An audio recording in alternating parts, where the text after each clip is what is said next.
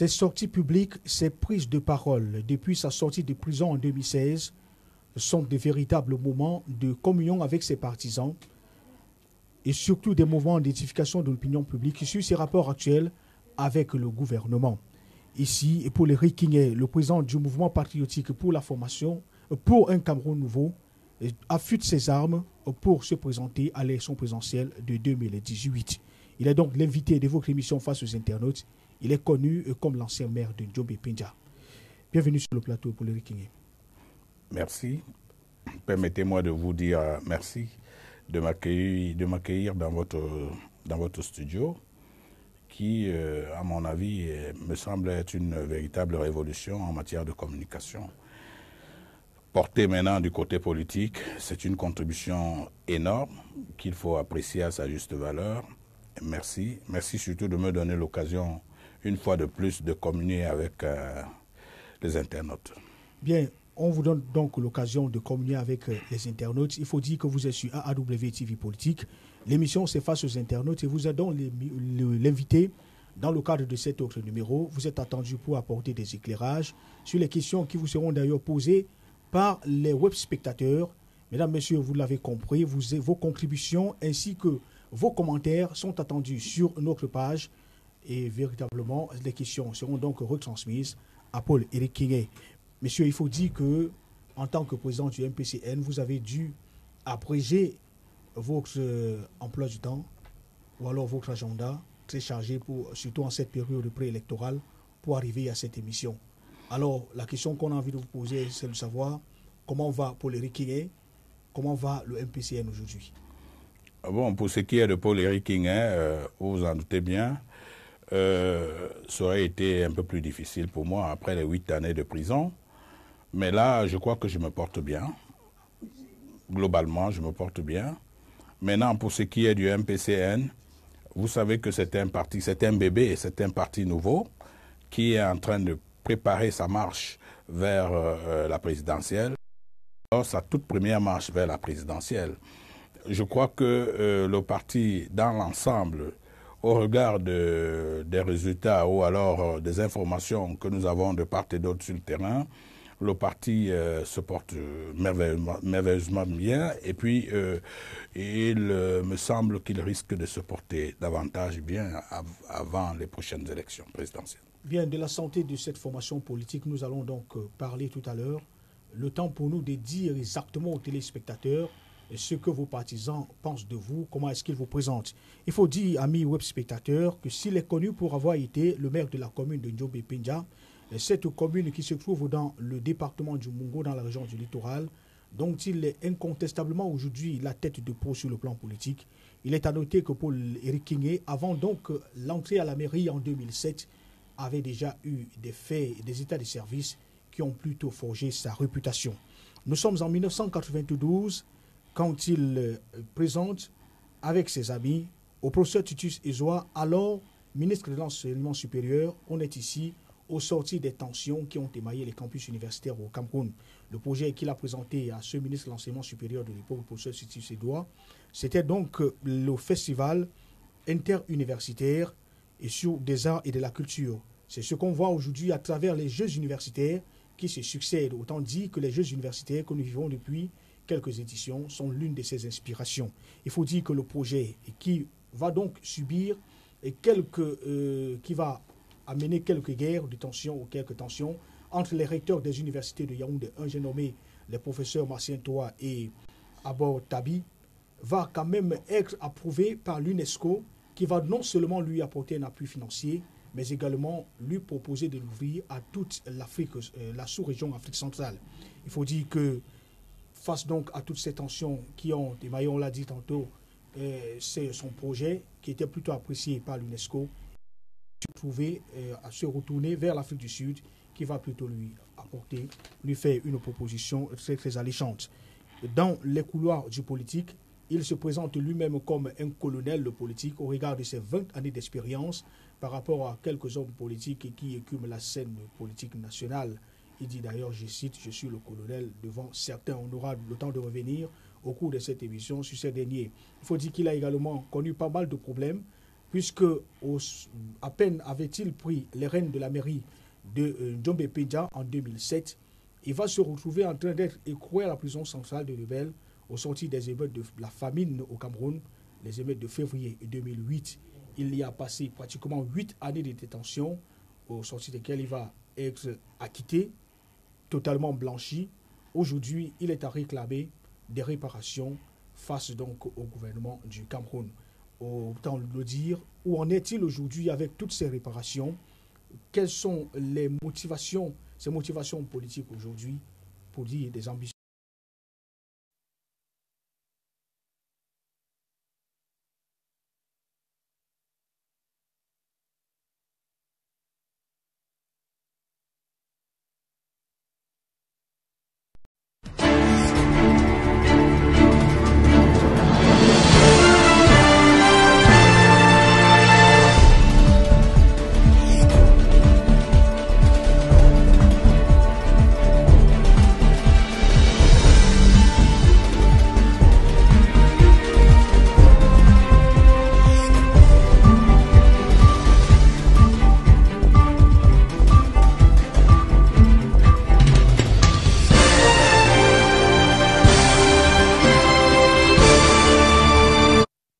Messieurs, si vous avez convenance, nous allons vous donner les grandes articulations de cette émission. Il faut dire que face aux internautes dont vous êtes l'invité aujourd'hui, se déroule en 3 grandes articulations. Dans la première partie, vous allez permettre aux web spectateurs de mieux vous connaître, c'est-à-dire vous allez parler de votre lieu de naissance, de votre parcours scolaire, académique et même professionnel, et puis politique aussi. Et puis vous allez également nous dire qu'est-ce qui vous a motivé à vous engager en politique, mais surtout à créer la formation politique, le MPCN, le mouvement patriotique pour un Cameroun nouveau, qui, d'après les informations que nous avons, fait quand même des émules dans la région du littoral et surtout dans le département du Mungo. La deuxième articulation de cette émission vous mettra face aux internautes dont les préoccupations relatives à la marche et au développement de leur pays sont plutôt nombreuses. Dans la troisième et dernière halte de cette émission, vous allez vous arrêter un temps soit peu pour dire, ou alors émettre votre avis sur quelques-uns des hommes politiques qui vont être vos adversaires au cours de l'élection présidentielle de 2018 annoncée au Cameroun. Et puis, pour sortir de cette émission, vous allez jurer la main sur le cœur ou alors vous engager, si vous êtes prêt, à participer à un débat en face à face. Ce sera très probablement face à l'un des candidats également en course à l'élection politique, à l'élection présidentielle de 2018 au Cameroun. Question pour vous donc d'éclairer les uns et les autres sur vos programmes de société. Si vous avez donc convenance, nous allons prendre une petite respiration et revenir dans le vif du sujet. Ce sera dans le cadre de la première partie de cette émission face aux internautes sur AAW TV Politique.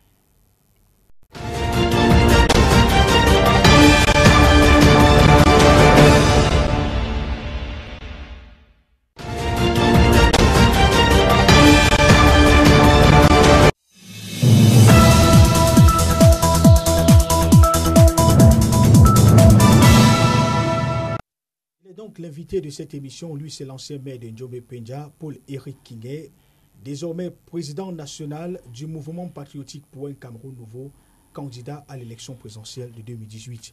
Alors, Paul-Éric Kingé, aujourd'hui, vous êtes incontestablement la figure politique de Njombe Pédia, cet arrondissement du département du Mungo dans la région du littoral. Qui êtes-vous exactement au-delà de cette présentation? Bon, disons que je suis un peu gêné quand vous me présentez comme la figure politique de Njombe Pédia. C'est me réduire, c'est me ramener à la plus simple expression. Non, ça dit que... pourtant, non, c'est très important que je le dise. Vous êtes la tête de proue. Je suis la tête de proue, certes, mais je dis que si je suis la tête de proue à Njombe Pédia, contrairement à ce que pensent beaucoup d'internautes et beaucoup d'autres, du moins quelques détracteurs, mon nom me précède sur l'ensemble du territoire national et même à l'extérieur du pays. Ceux qui me suivent aujourd'hui savent qu'ils sont en train de suivre un nom qu'ils ont entendu, même s'ils ne m'ont jamais rencontré personnellement. Et ça me donne plus seulement une simple étoffe de tête de proue de Njombe Pédia, mais ça me donne une étoffe, n'est-ce pas, nationale d'abord et internationale ensuite.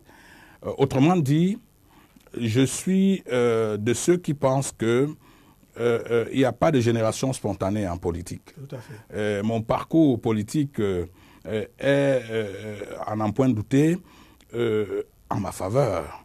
Et il me semble être suffisamment costaud pour que je sois réduit à un petit arrondissement. À un petit arrondissement. 335, bon, mais il est quand même important.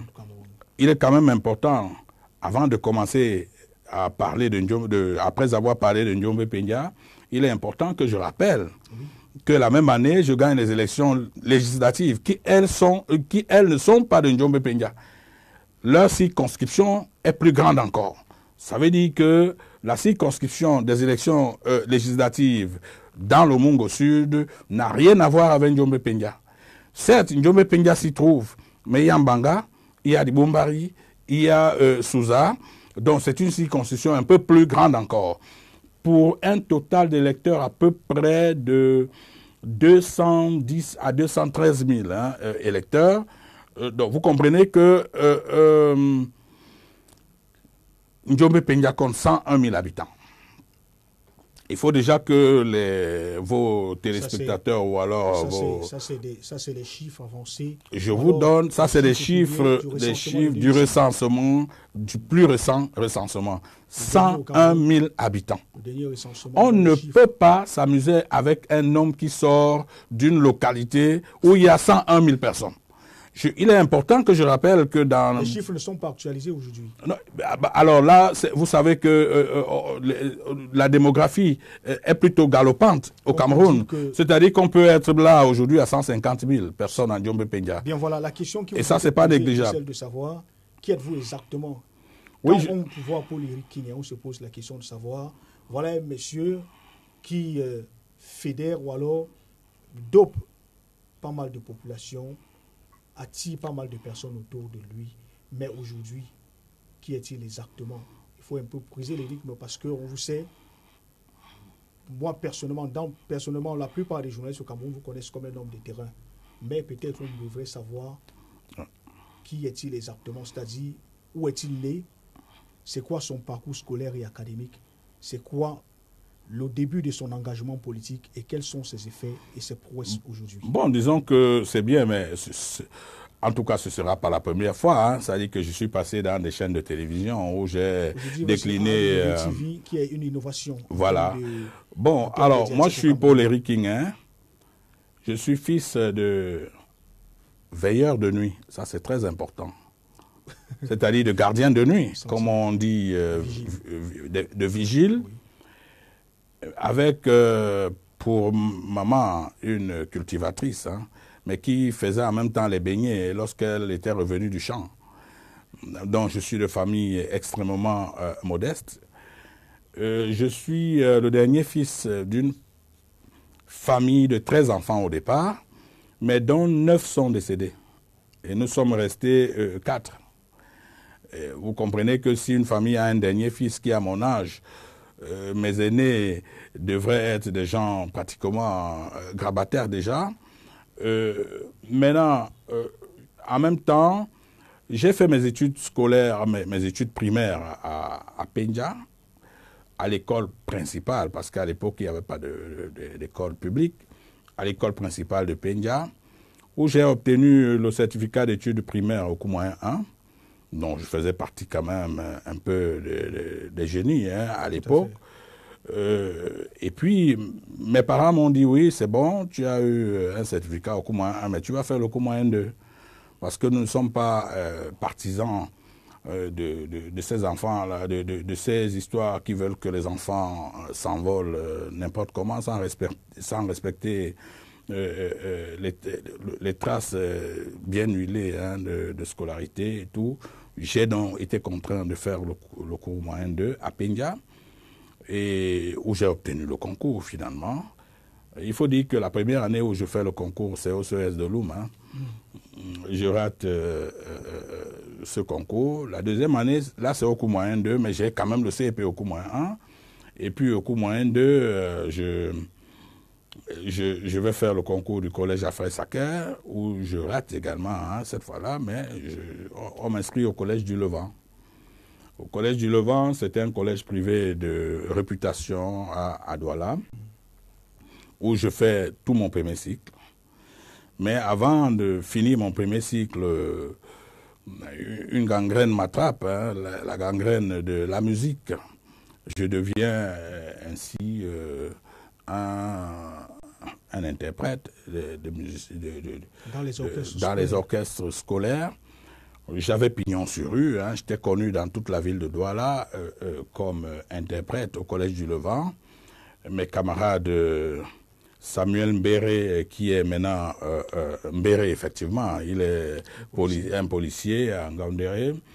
Il était notre chef d'orchestre, hein, il nous a encadrés dans ce mouvement.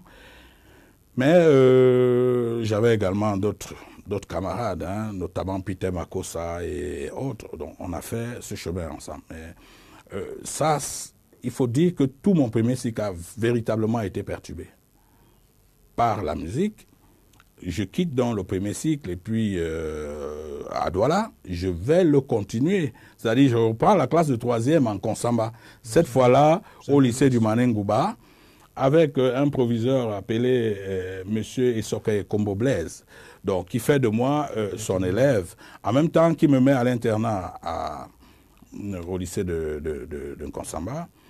Mais très vite, ce monsieur a décelé que je m'égarais un peu hein, pour des histoires de musique.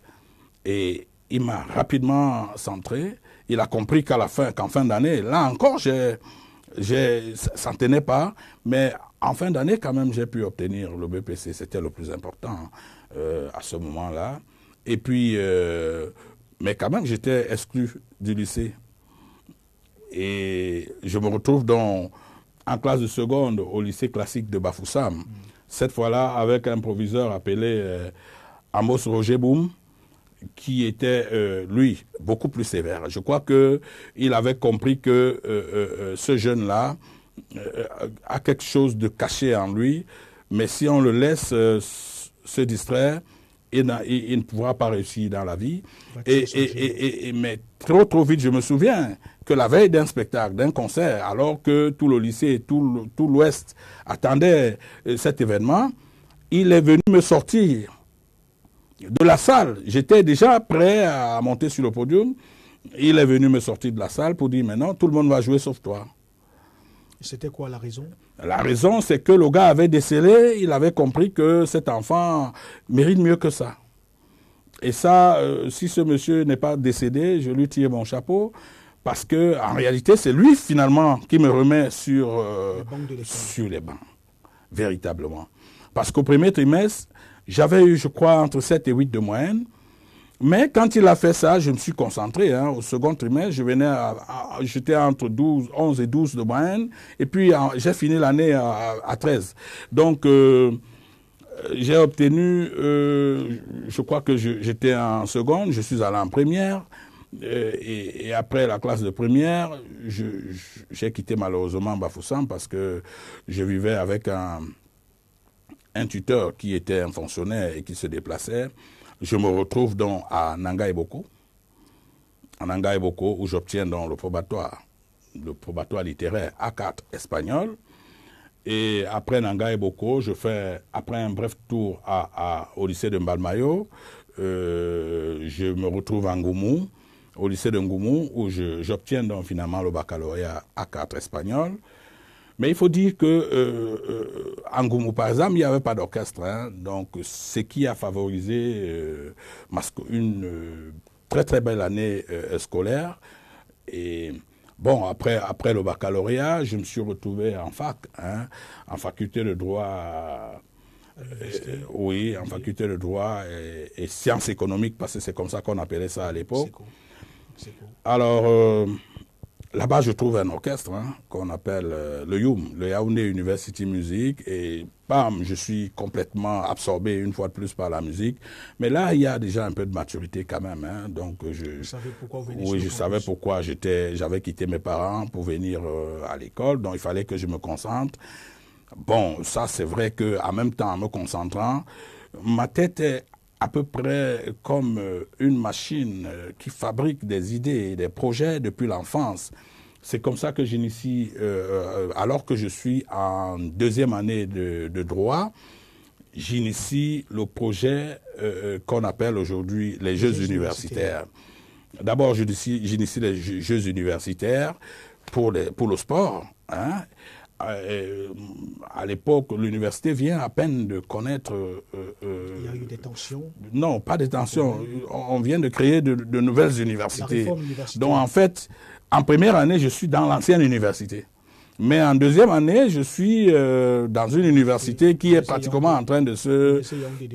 L'université de Yaoundé 2. Et donc, on se retrouve dans le campus avec deux recteurs. Peter Aboktabi d'un côté et Martien Toa de l'autre côté. Et puis, je porte le projet des Jeux universitaires que je pose à Martien Toa. Peter Aboktabi dit qu'il ne veut pas entendre des choses comme ça ici. Je dis, OK. Martien Toa me dit, monsieur, moi je suis recteur. Même comme nous partageons le même univers, je suis recteur et les Jeux universitaires vont se faire. En même temps, je lui apporte un deuxième projet qu'on appelle le festival universitaire. Je suis étudiant. Je tiens à faire cette précision parce que les étudiants aujourd'hui se laissent dans la facilité et dans la tricherie. Vous voyez un étudiant qui pense ce type d'événements, qui d'ailleurs mettent des fonctionnaires en mission aujourd'hui. Chaque fois qu'il y a Jeux universitaires en Gandéré ou alors, ça vient de moi cette histoire. Et à l'époque... Il faut dire que de là est également née la Fédération des sports universitaires. Voilà. Alors à l'époque, je prends sur moi d'ailleurs de protéger ce projet à l'OAPI. Je dis bien les Jeux universitaires à l'OAPI. Le festival universitaire également à l'OAPI. Je suis encore étudiant de deuxième année. Comment ça se fait la rencontre avec l'UNESCO? La rencontre avec l'UNESCO, c'est que j'ai des amis, hein, peut-être parce qu'ils occupent des fonctions très très stratégiques. J'aurais pu prononcer leur nom. Il y en a qui sont magistrats à l'heure où je parle et qui certainement nous suivent. Il y en a qui sont à côté des ministres comme directeurs de cabinet. Je préfère ne pas dévoiler leur nom ici, mais ils se reconnaîtront. Mais parmi eux également, il y a un ami, Roger Ngoyom et les autres. Nous sommes ensemble. Et comment nous rencontrons l'UNESCO? Parce qu'on a deux projets que nous portons. Nous décidons, nous, étudiants, on n'a pas d'argent, on décide d'aller voir M. Johnny McLean. Johnny McLean, à l'époque, était le représentant de l'UNESCO dans la sous-région Afrique centrale. Il nous reçoit des étudiants, hein, et puis nous essayons de lui poser nos deux projets. Il dit non, non, non, pour le projet du sport, ça ne nous intéresse pas beaucoup. Par contre, le projet du festival universitaire, ça nous intéresse. Mais laissez que je porte le projet au niveau du siège de l'UNESCO. Si c'est avalisé, alors là, nous allons vous apporter le soutien nécessaire. C'est comme ça qu'il porte le projet. Et puis, quelques mois plus tard, il nous appelle pour nous dire, mais écoutez, venez, le projet a été avalisé. Il y a déjà l'accord pour ce projet. Et il faut même l'ouvrir sur toute l'Afrique centrale. Et il faut l'ouvrir sur toute l'Afrique centrale. Cette fois-là, la petite cagnotte de 150 millions qu'il devait mettre est passée pratiquement à 200-300 millions de francs. Ça aiguise donc des appétits. Le recteur Peter Aboktabi me convoque un ami, Marcelin Béma, permettez-moi de citer son nom, Simon Pierre Bilon, qui est magistrat. Il nous convoque pour nous dire, écoutez, vous êtes étudiant ou bien vous êtes homme d'affaires? On lui dit non, on est étudiant. Alors, si vous êtes étudiant, à compter de ce jour, vous quittez ces projets et vous faites porter le projet plutôt par l'université. Donc, je ne veux plus voir vos noms dans les plaquettes, dans ces histoires. Hein, vraiment, c'est la dernière fois. Ou alors, vous êtes complètement exclu des universités du Cameroun. Ce qui provoque la déchirure. Ce qui provoque donc la déchirure. Et je me souviens, à l'époque, il y avait un journal qu'on appelait le Challenge Hebdo, qui titre « Université de Yaoundé, clash entre deux recteurs ». Et au milieu, ma photo s'y trouve. Je suis étudiant en deuxième année. Et donc, une guerre s'installe entre les deux recteurs. Le premier dit « Edouati, tu sais un frater, moi je suis frater, de toute façon, ça ne va pas se passer ici. » Et Toa dit « Ça va se passer ici. » Au milieu de cette guerre, on n'en pouvait plus. On a fait ce qu'on pouvait et on a tenu le premier festival universitaire à l'école des postes, cette fois-là, qui était présidé par M. Bidongpat, hein, il n'était même pas directeur hein, de machin, il était, je crois, dans une école à Madagascar, là. Et, il est venu présider ce festival. Tout s'est bien passé, malgré toutes ces déchirures. Finalement, au terme de cet événement, nous ramenons le projet des Jeux universitaires. Alors là, Tabi fait monter un dossier à la présidence de la République demandant notre radiation des universités du Cameroun. Et Dieu merci. Et ça, je voudrais en profiter pour lui dire merci. Je ne l'ai plus jamais revu, le professeur Joseph Oona. Il était secrétaire général à la présidence de la République. C'est lui qui reçoit ces documents et demande, mais pourquoi est-ce que ces enfants doivent être radiés? On dit, mais non, ils sont de connivence avec le SDF, c'est des gars du Parlement et machin. Moi, je suis initiateur des Jeux universitaires. Je suis initiateur du festival universitaire. Comment est-ce que je peux être attaché au parti politique alors que je tiens à faire rayonner ce qui sort de ma tête? Joseph Oona prend le dossier et le classe. Et nous reçoit donc, à l'époque, vous voyez la route qui mène, comment vous appelez cette zone-là, à l'OAPI. Tout droit là, au bout, comment, je ne sais pas comment on appelle ce quartier. Derrière le quartier de l'hippodrome. Voilà, vers l'hippodrome. À l'époque, il avait une jeune dame qui devrait devenir son épouse. Il était là-bas, il nous a reçus dans cette maison parce que cette épouse, je crois, elle est pharmacienne aujourd'hui, elle doit avoir une pharmacie du côté de Vombi. Il nous reçoit donc au domicile de cette dame, qui était par ailleurs son domicile parce qu'il y passait beaucoup de temps. Et c'est comme ça qu'il nous reconforte et il nous conforte. Il nous dit, écoutez, de tels projets, en tant que secrétaire général de la présidence, je ne peux pas laisser un tel projet. Alors là, écoutez, vous allez faire ce projet. Je lui dis, monsieur le secrétaire général, merci. Mais quand nous sortons de là, parce qu'on était quand même ambitieux, hein, mes amis et moi, nous tombons sur un Jeune Afrique qui portait l'adresse de l'université de Pretoria. Et c'est comme ça qu'on fait un fax. À l'époque, il n'y a pas de mail. Hein. On écrit à l'université de Pretoria par fax. On n'a pas d'argent. Mais nous rencontrons une dame qui est secrétaire du directeur de l'école des postes. Et on la supplie de nous envoyer ce fax. Et cette femme nous envoie ce fax. Quelques jours plus tard, l'université de Pretoria est favorable. Et nous invite à venir à Pretoria et dit que ce projet nous intéresse. Mais alors, je suis partagé entre les assurances du professeur Joseph Oona et l'appel de Pretoria. Il faut choisir. Mais entre-temps, je suis fils de planteur. Mais comment est-ce que j'arrive de gardien de nuit? Mais comment est-ce que j'arrive à Pretoria? C'est très difficile. C'est très, très difficile. Et en ce moment, je décide donc d'aller voir un aîné qu'on appelle, à l'époque, il avait une boutique qu'on appelait Afritude. Il était en même temps directeur de marketing à BAT, George Doe Collins. Je vais vers George Doe Collins pour la première fois. Actuel promoteur de... Média Plus. Non, il est directeur général à Média Plus en ce moment. Alors, ce monsieur ne m'a pas encore vu avant. Je lui expose le projet. Il me dit, mais ça, c'est fantastique comme projet. Il entre dans sa chambre, il prend une enveloppe de 4 millions. Je dis bien aux étudiants. Il dit, allez-y les enfants. Il dit, allez-y. Bien, voilà. Mais nous sommes à quelques pas, quand même, à quelques enclabures des examens. Je fais donc mon examen, je me retrouve en 3e année. Donc, malgré cette dispersion, j'ai réussi quand même à maintenir le cap. Et donc, je finis toute l'année encore en 3e année et j'obtiens ma licence en droit, cette fois-là en droit privé francophone. Et c'est comme ça que je m'envole pour Pretoria pour répondre à l'appel de l'Afrique du Sud. Et pendant qu'on y est, il y a quand même que les Jeux, eux, ils sont déjà adoptés puisque la première édition a déjà commencé. Non, il n'y avait pas encore de jeu. Écoutez, je vais vous raconter cette histoire-là. Moi, je suis à Pretoria. Au départ, quand j'arrive à Pretoria, je pense que c'est une affaire de 2 mois ou 3 mois. On me dit, non, vous restez ici. Vous devez préparer tout cet événement avec nous. Je cède le projet complètement à l'université de Pretoria. Quand je cède le projet, ils me disent, non, vous allez rester en Afrique du Sud. Ils prorogent dans mon visage. Je leur dis, mais moi je suis étudiant. Ils me disent, non, vous allez fréquenter ici. C'est comme ça que je suis inscrit à l'université Witwatersrand de Johannesburg pour faire donc un master en droit de l'environnement.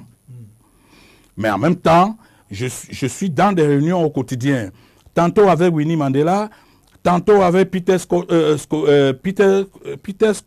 Kosana, qui était à l'époque ministre de la Culture, tantôt avec le président Mandela, tantôt avec Tokyo Sekwale, qui à un moment s'est présenté aux élections à la FIFA. Il était gouverneur du Gauteng à l'époque, donc c'est la région de Johannesburg. Alors, je fais 3 ans de plus en Afrique du Sud. Et quand je fais, je crois, 2 ou 3 ans de plus, je réussis à obtenir donc mon master. Mais seulement, moi, je tiens à partir de là-bas pour revenir ici. Quand je reviens ici, on a déjà lancé les Jeux universitaires. Alors, vous allez décider. Les Jeux universitaires pour lesquels on m'a combattu. C'est là où vous dites, on doit me payer. De dire, on va me payer. Je porte plainte contre le ministère de l'Enseignement supérieur. Au tribunal, je demande un franc symbolique et on m'accorde le franc symbolique. Et puis pour ce qui est du festival universitaire, je demande également un franc symbolique. On me dit, mais non, le festival, n'importe qui peut faire le festival. Je dis, plus de festival. Le tribunal a donc finalement rendu sa décision, interdisant formellement la continuation de ce festival au Cameroun, d'où l'absence. Mais la 2e ou la 3e édition s'était déjà tenue. Bon, alors, je crois que tout ce que je demandais à cette époque, c'est au moins sa reconnaissance. Hein. Parce que quand vous avez initié quelque chose, il faut que quand ça continue, qu'on vous présente au moins comme celui qui a pensé cette chose-là. Et bon, jusqu'à ce jour, ce n'est pas le cas. Mais je constate quand même que les fonctionnaires vont en mission chaque fois qu'il y a des Jeux universitaires. Ils sont plutôt bien servis, et voilà, les internautes. On va continuer cette émission. Le temps pour nous de rappeler donc aux web spectateurs, si vous venez de vous connecter, l'émission que vous regardez actuellement, c'est Face aux internautes. C'est sur AAW TV Politique. Monsieur Paul Riking, vous avez donc tout ce parcours qui va non seulement vous permettre de vous faire connaître, mais on va vous voir plus tard comme maire de la commune. Non, c'est pas comme ça que ça s'est passé. Il faut que les téléspectateurs... Non. Vous avez fini avec les campus universitaires. Oui, là maintenant, je n'entre pas en politique comme un gars qui sort de la Lune. Qu'est-ce que vous devenez après l'université? Quand je pars d'Afrique du Sud, avant de partir d'Afrique du Sud, j'ai eu la chance d'avoir été reçu par le président Mandela, par le docteur Mangosuthu Gasha Buthelezi, qui était le président de Inkatha Freedom Party, par tous les grands leaders politiques, Winnie Mandela et autres. John Papps, qui était d'ailleurs le numéro 2 de l'ANC, de ANC Women's League. Donc j'ai été reçu par tout ce monde. Mais quand je veux revenir, je décide de revenir au Cameroun. Vous avez été moulé en politique? Non. C'est à ce moment que le docteur Mangosuthu Gasha Buthelezi me dit, mais monsieur King, nous n'avons pas de relation avec le Cameroun. Allez ouvrir des bureaux là-bas, nous on vous apporte la subvention, c'est comme ça que je viens ouvrir des bureaux. Je représente dans le bureau économique sud-africain au Cameroun, qui lui réunissait donc 12 chambres de commerce sud-africaines. Et donc je suis frappé d'une belle Mercedes, d'un beau salaire, et bref de tout ce qui accompagne ce type de fonction. Mes bureaux étaient quelque part, beaucoup de gens savent où étaient mes bureaux, à l'immeuble Ajal, Massad. Donc, bon, ben là, j'avais un très très bon salaire, hein, c'était quand même plus de 3 millions de francs le mois, et ça me mettait en position d'aider les plus faibles. C'est comme ça que j'ai décidé de commencer à aller aider les plus faibles en Djombe-Penja, parce que je ne supportais pas la souffrance de mes parents, j'arrivais plus à supporter la souffrance de mes amis là-bas et de mes frères et sœurs. Chaque fois que je rentrais en Djombe-Penja, je donnais des livres, je donnais des cahiers, je donnais ce qu'il fallait donner, des cartes nationales d'identité, gratuitement et autres. Et ça a permis que de plus en plus de gens sachent que je suis attaché. Jusque-là, je ne suis pas en politique. Jusqu'au moment où arrive donc une dame de Penja qu'on appelle Jeannette Kameni, qui m'invite à rentrer dans le RDPC. Moi, je fais mes œuvres hors du RDPC. Mais elle me dit non, si tu faisais ces œuvres à l'intérieur du RDPC, ce serait encore bien. Parce qu'entre-temps, c'est le SDF qui est à la mairie de Penja. Donc en fait, ils cherchent un oiseau rare qui peut venir faire renverser la situation. Et moi, j'arrive tout naïvement, j'ai de l'argent, je vis très bien. Et puis, à un moment donné, je me retrouve dans le RDPC. Donc, mes dons continuent à être faits plutôt dans le cadre politique. Et puis, un autre matin, on me dit non, il y a élection de président de cellule. Je passe président de cellule, je milite pour un temps. Quelques temps après, on dit il y a élection du président de comité. Je passe. Après élection du président de sous-section, je passe à la sous-section. Mais j'avais déjà une option qui était celle d'être à côté des plus faibles. Et les plus faibles pour moi, c'était qui? C'était tous ces paysans de Njombe Pendia qui n'arrivaient pas à avoir la moindre rétribution de leurs efforts.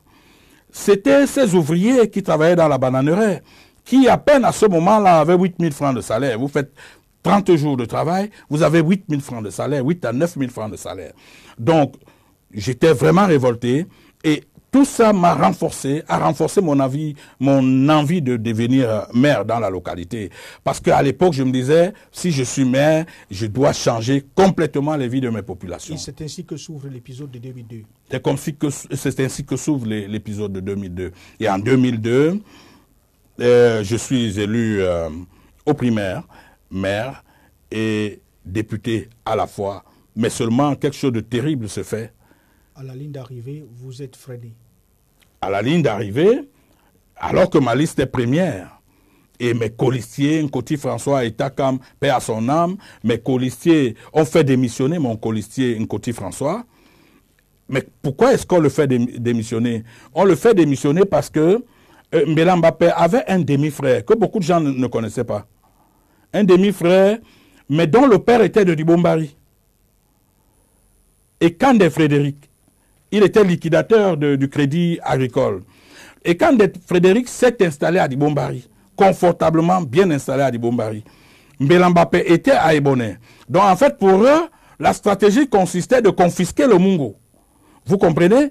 C'est comme ça qu'on fait démissionner Nkoti François de ma liste pour écarter complètement ma liste. Alors que nous avons déjà fait des élections, nous sommes premiers. Je dois passer député. Et c'était pourquoi? Qu'est-ce qu'il va devenir, Nkoti François? Non. On lui dit, écoute, la COBAC vient d'instruire des enquêtes contre Ekande Frédéric pour la gestion du crédit agricole. Alors, nous, on veut le faire passer député. Mais si nous laissons votre liste là passer, Ekande, on va l'arrêter. OK? C'est comme ça qu'on fait démissionner Nkoti en lui proposant 50 millions de francs et un poste de maire. C'est comme ça donc que Nkoti François devient maire de Bonaléa. Et à mes détriments, bien évidemment, ma liste est complètement annulée parce que le jour où on doit transmettre les listes au comité central, Nkoti François a écrit une lettre de démission d'une liste qui vient pourtant de gagner hier. Il écrit sa lettre de démission. Coup de théâtre. Coup de théâtre. Je cherche Nkoti François, je vais à Bonaléa, je vais à Grand Souza, je vais à Douala, je cherche Nkoti François, je ne le vois pas. Le président de la commission me dit, Paul-Éric Kingin, vous avez jusqu'à 10 heures demain, si votre colistier ne quitte pas, ne revient pas retirer sa démission, votre liste est complètement mise de côté. Et c'est comme ça que je me retrouve, cette année-là, non investi par le comité central, avec une liste bannie complètement. Et la seconde liste qui suivait la nôtre est donc montée. Et c'est dans cette seconde liste qu'il y avait Frédéric Ekande, le frère de Mbela Mbappé, qui passe donc député parce qu'on tenait à lui faire une immunité. Mais seulement après cette immunité, on l'a pris. La procédure qu'on avait engagée initialement, là, on l'a pris. En ce moment, il est en prison. Bien, en 2007 maintenant, vous voyez enfin votre rêve concrétisé puisque vous êtes candidat aux élections municipales et au même moment, vous êtes candidat aux municipales et vous gagnez la mairie de Njombe Pendia. Mais je pulvérisais tout en 2007. En 2007, je suis allé aux élections de député, j'étais premier. Je suis allé aux élections de maire, j'étais premier. La même année, je suis rentré pour le deuxième mandat ou le troisième, je crois, à la tête du RDPC. J'étais premier. J'étais une foudre politique. Et ça faisait peur pratiquement à tout le monde. Moi, je ne venais pas aux élections. Je venais gagner à chaque fois. J'ai jamais été deuxième à une élection. Jamais. Je suis allé 10 fois aux élections. J'ai gagné 10 fois les élections. Donc, en 2016, j'ai tout rasé. Mais seulement, j'arrive à un moment où il n'y a pas de cumul de fonctions. Il fallait bien choisir. J'ai décidé de choisir l'élection municipale qui me conduit donc en prison, c'est-à-dire à la prison de New Bel à peine au 7e mois de fonction, parce que j'ai osé demander à la bananeraie, n'est-ce pas, de payer des impôts. Mais la bananeraie, bien évidemment, appartenant à M. Fabre. Contrairement à ce que les gens disent, c'est pas Bolloré. Là, c'est Fabre qui est le propriétaire de cette bananeraie. Bien évidemment, avec le plus haut sommet de la République, c'est eux qui ont cette bananeraie. Bien. Nous allons marquer un petit temps d'arrêt, mais avant de partir, vous êtes donc maire, mais vous allez vous retrouver en train d'être frappé lors des émeutes de février 2008. Après 8 années passées en prison, la question, vous êtes devenu donc un homme politique très important au Cameroun, mais après 8 années d'absence du landerneau politique du Cameroun, on vous pose la question de savoir comment est-ce que vous faites, où est-ce que vous trouvez l'énergie pour doper autant les populations de votre localité. Comme on l'a vu, on se rappelle, les internautes se rappellent que le 20 mai 2018, on n'était pas loin des meetings politiques. Bon, écoutez, je l'ai toujours dit, et avec beaucoup de fierté, entre mon peuple et moi, c'est une communion. C'est une histoire d'amour. C'est une histoire d'amour. C'est quelque chose de plus fort. C'est pas seulement politique. Vous comprenez? Parce que je suis un enfant suffisamment modeste. Modeste et même humble. Humble dans ce sens que chaque fois que j'arrive en Djombe Penja, moi je marche à pied avec tout le monde. Je suis dans toutes les cuisines de mes parents. Je suis partout. Et ça a marqué les populations de cette localité. Parce que jamais elle n'avait vu un maire communier avec elle de cette façon. Donc, chez moi, en Djombe Penja, il n'y a pas de petit, il n'y a pas de grand. Moi, je communie avec tout le monde. Et ça a créé un rapprochement fort, plus que de l'amour entre ce peuple et moi. Et du coup, même les 10 années passées en prison n'ont pas pu détruire, n'est-ce pas, cette relation fusionnelle qui existe entre mon peuple et moi. Aujourd'hui, il existe donc cet appel. Venez reprendre en main le destin de notre localité. Venez soutenir les populations de Djombe Penja. Mais vous dites, si j'ai pu soutenir les populations de Djombe Penja hier, aujourd'hui, il est temps pour moi de soutenir les populations du Cameroun. Oui, vous savez... Auquel des appels est-ce que vous allez répondre aujourd'hui? Écoutez, Jésus-Christ, dans la Bible, je crois qu'il est écrit que Dieu a dit que lorsque vous l'aurez fait au plus petit, vous l'aurez fait à moi. Vous comprenez? Je l'ai fait pour Djombe Penja, je peux le faire pour le Cameroun. L'ouvrier de Djombe Penja, dont le salaire est parti de 18 000 francs à 46 000 francs grâce à moi, c'est un ouvrier comme l'ouvrier de DEA. C'est un ouvrier comme l'ouvrier de Sodécoton. C'est un ouvrier comme un ouvrier de je ne sais pas quelle autre entreprise, de Kribi, et de Lompanga et autres. Donc si j'ai pu donner 8 ans de ma vie pour les ouvriers de Djombe Penja, je peux donner 8 ans de ma vie, 100 ans, 10 ans de ma vie, en tout cas, tant que je peux vivre, à tous les autres démunis, à tous les autres plus faibles de la République. Je me suis senti investi de la mission de rendre à tous les faibles de la République du Cameroun ce que j'ai fait aux populations de Djombe Penja. Aujourd'hui, les gens de Djombe Penja, je vous dis, quand on m'arrête, leurs salaires sont à 18 000 francs. Ils sont à 46 000. Jusque-là, ce n'est pas suffisant parce que mon combat se poursuit. Tant qu'ils n'auront pas atteint au minimum 100 000 francs mensuellement, je ne laisserai pas ce combat. Et du coup, je voudrais apporter ce même combat à tous les autres faibles qui écument le triangle national. Mais pour le faire, en réalité, il faut déjà avoir vécu leur misère. Moi, je vis au quotidien leur misère. J'ai vécu leur misère. Je suis même allé jusqu'en prison. Je sais qu'est-ce qu'il faut pour un Camerounais pour vivre. Bien. Je sais le minimum exigible, le minimum qu'il faut pour qu'un Camerounais vive.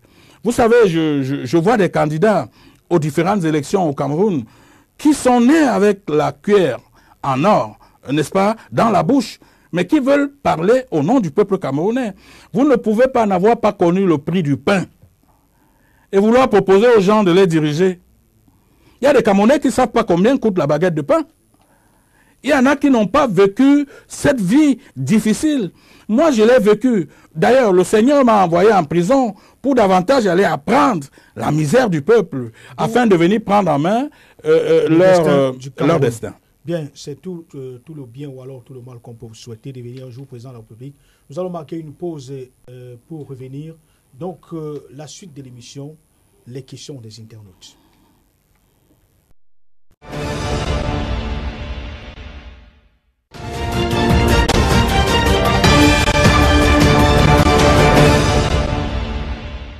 Bien, comme le veut donc le principe de cette émission, c'est des internautes qui sont là à poser leurs questions, à vous faire part de leurs préoccupations et à vous de répondre. La première, on vous dit, homme de terrain, aujourd'hui, vous êtes le porte-étendard, vous avez été hier le porte-étendard du RDPC dans l'arrondissement de Ndjobé Pendia. Aujourd'hui, vous regardez ce parti politique en chaîne faïence. Qu'est-ce qui s'est réellement passé? Et vous êtes même prêt à détrôner Paul Biya aujourd'hui, puisque vous êtes affûté vos armes pour l'élection présidentielle de 2018. Mais pourquoi, c'est quoi la guerre aujourd'hui avec le RDPC? Non, il n'y a pas de guerre. En réalité, il n'y a pas de guerre. C'est un processus normal. J'ai pris un exemple. J'étais dans une chaîne de télévision à l'époque. J'ai dit, vous avez un objectif. Vous voulez arriver à Douala. Mais il vous faut un quart. Vous prenez le premier quart. Il tombe en panne à Ndjombe. Vous prenez le second. Il tombe en panne à Douala. Vos objectifs sont pratiquement menacés de ne plus être atteints. Qu'est-ce que vous faites? Vous changez de voie. Vous changez de voie. Et c'est tout normal que si le RDPC ne m'a pas permis d'améliorer les conditions telles que je rêvais, des conditions de vie des plus pauvres, il fallait que je quitte ce parti.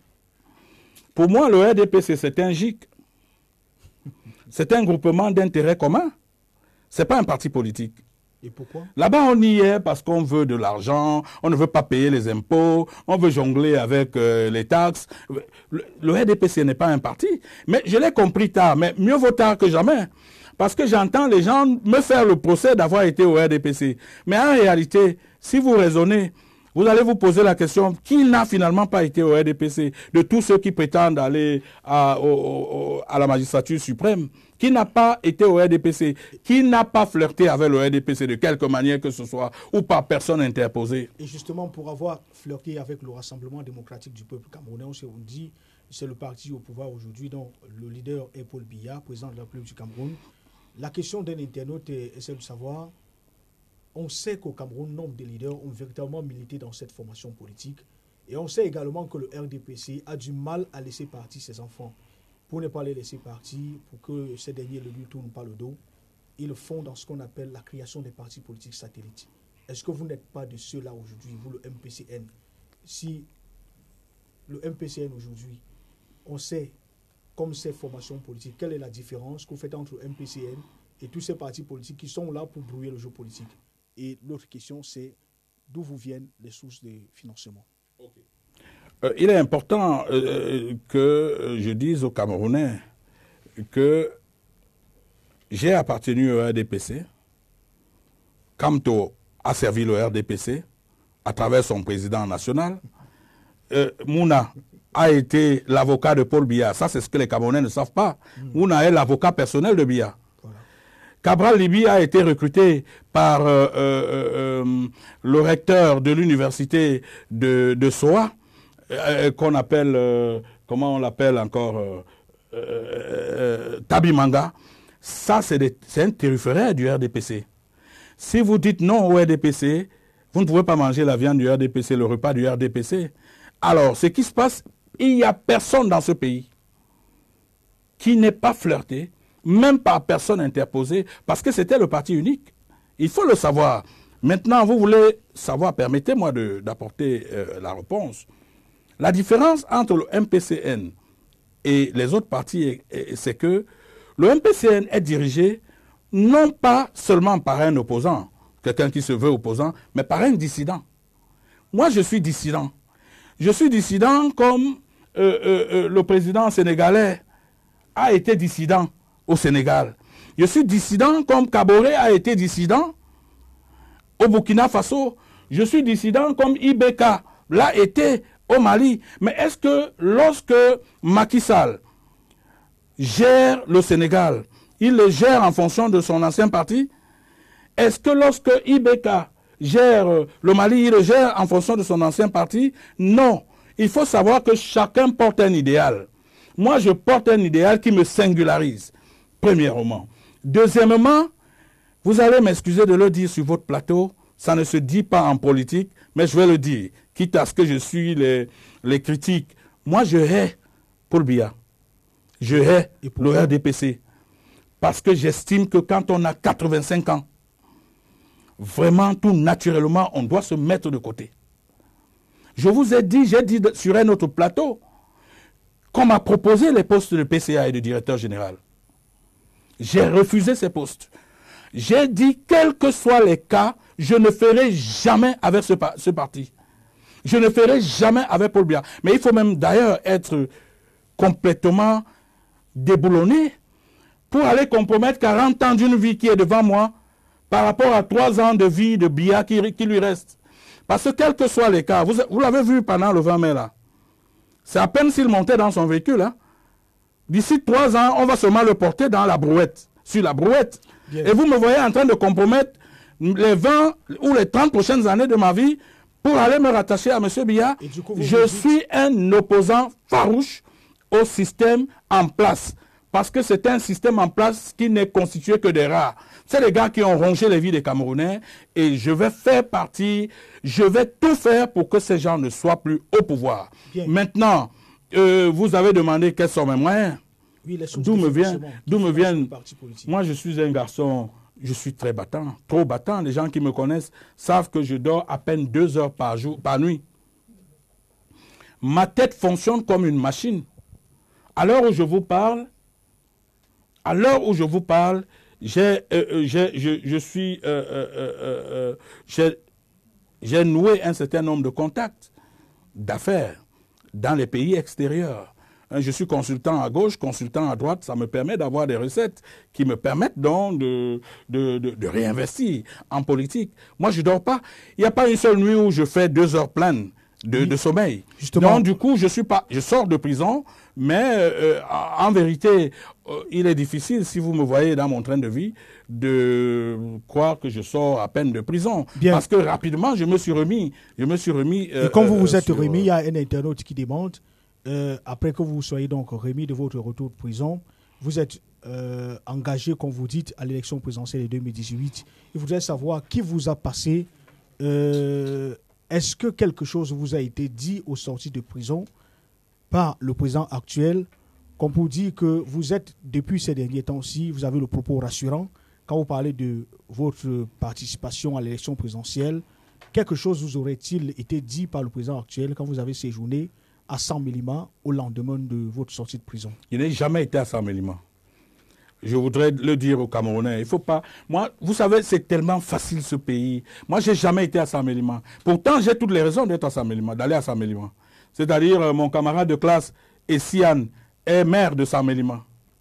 C'est au moins déjà une vingtième fois qu'il m'invite à Saint-Mélima. Moi, je n'ai jamais été à Saint-Mélima. J'ai lu ça dans les réseaux sociaux. Moi, je ne me déplace pas n'importe comment. Si les gens veulent me voir, je suis chez moi. Quand je ne suis pas chez moi, je suis dans l'avion. Quand je ne suis pas dans l'avion, je suis à Pendia. Moi, je ne me déplace pas. Je n'ai aucun contact avec les gens de Saint-Mélima. Je n'ai jamais été à Saint-Mélima depuis ma sortie de prison. Je vous dis que j'ai toutes les raisons d'aller à Saint-Mélima. Parce que mon voisin de chambre et camarade de faculté, M. Essiane, est maire de Saint-Mélima. Mais j'ai dit non, je ne vais pas lui rendre visite. Il y a un Demanfo qui demande ici, bonjour monsieur le maire Paul Éric Kingé. Le Cameroun traverse depuis 2 ans une crise politique dite anglophone. Si vous êtes élu président de la République ou nommé médiateur, comment allez-vous résoudre la crise anglophone? Bon, permettez-moi de vous dire en réalité que ma forte conviction porte sur le fédéralisme. Moi, je suis de ceux qui pensent qu'il faut donner le fédéralisme aux Camerounais. Il y a des États où le fédéralisme a été institué et il n'y a jamais eu de problème. Moi, je fais partie de ce... Vous préférez un fédéralisme à combien d'États? Ça peut être un fédéralisme, peu importe, hein, on peut aller à 5 États. Le seul fédéralisme qu'il ne faut pas accepter dans ce pays, c'est le fédéralisme à 2 États, dont un État anglophone et un État francophone. Ça va être au minimum un fédéralisme à 5 États. Vous comprenez? Les découpages? Non, nous allons faire des découpages. Et nous, on a prévu, mais en réalité, pour l'instant, ce n'est pas le fédéralisme qui entre dans notre projet de société. Ce qui entre dans notre projet de société, c'est la décentralisation à outrance. Donc une forte décentralisation, c'est ça qui est porté dans notre projet de société. Mais en réalité, personnellement, parce que j'appartiens à une machine politique, personnellement, ma conviction porte sur la décentralisation forte. Vous comprenez? Question pour vous de ramener les collectivités territoriales vers les populations. Oui. Et la question de... Vous savez, j'ai été maire. Et donc, il n'y a pas mieux que moi pour en parler. Parce que je connais les problèmes des populations. Vous comprenez? Les autres en parlent par... Je ne sais pas...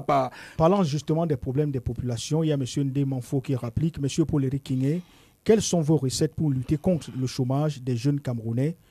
Que comptez-vous faire pour donner du travail à votre jeunesse, vu que celle-ci est très participe beaucoup à vos différentes sorties, à vos différents meetings? Oui, dans l'urgence, ce que le mouvement patriotique pour un Cameroun nouveau a prévu pour le travail jeune, nous allons, tel que nous l'avons pensé à 2 niveaux, en aval et en amont.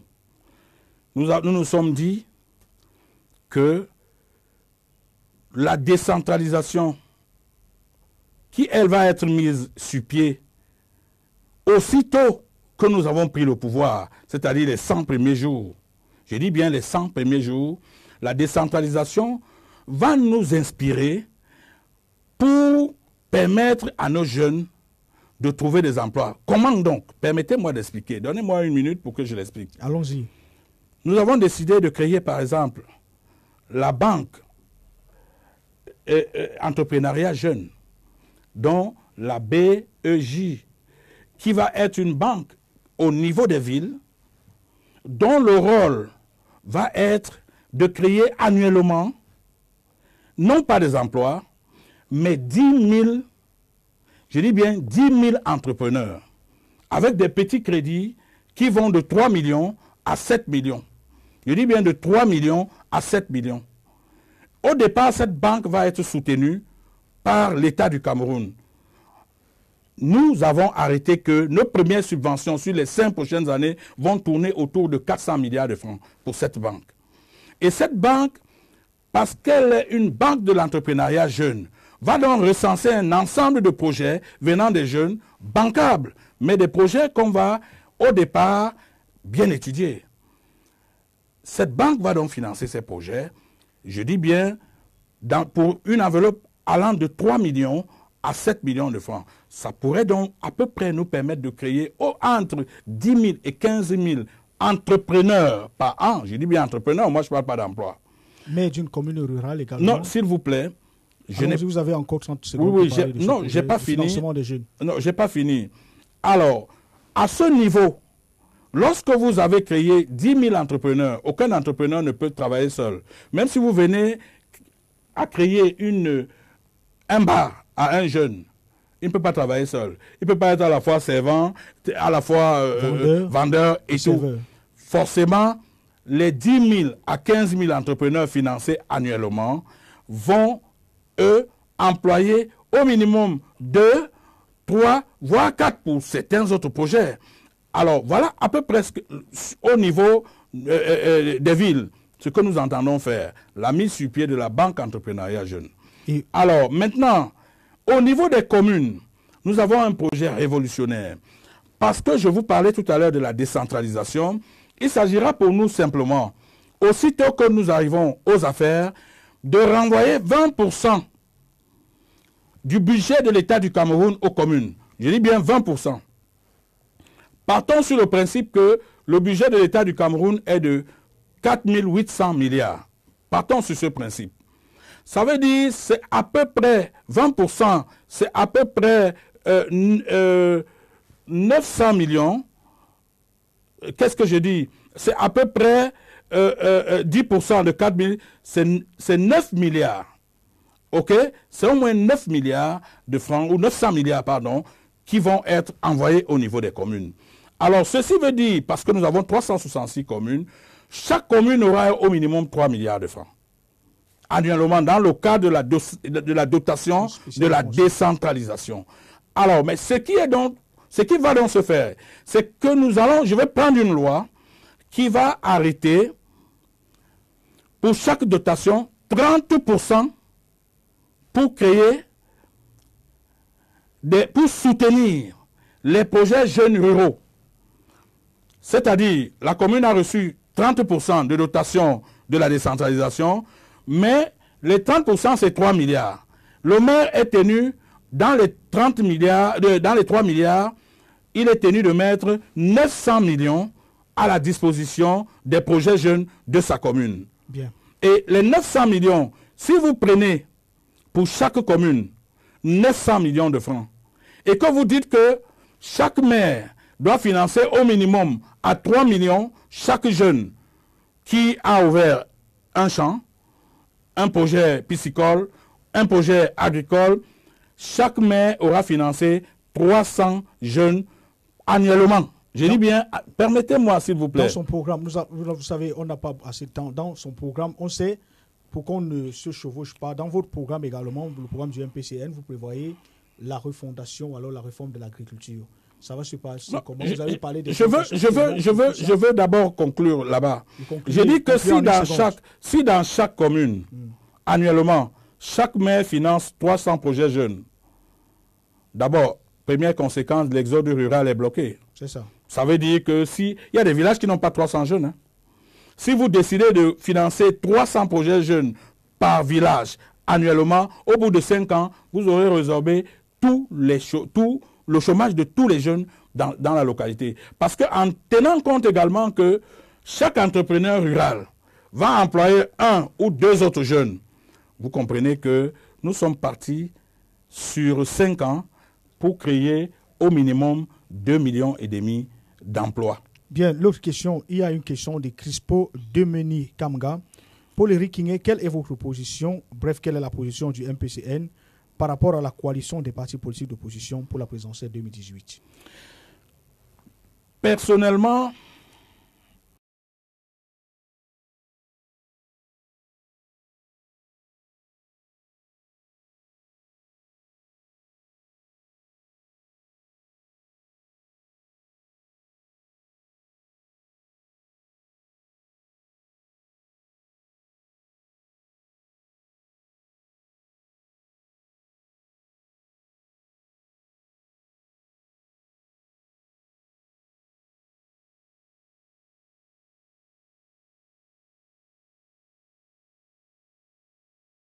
être une coalition d'hommes sincères vis-à-vis du peuple.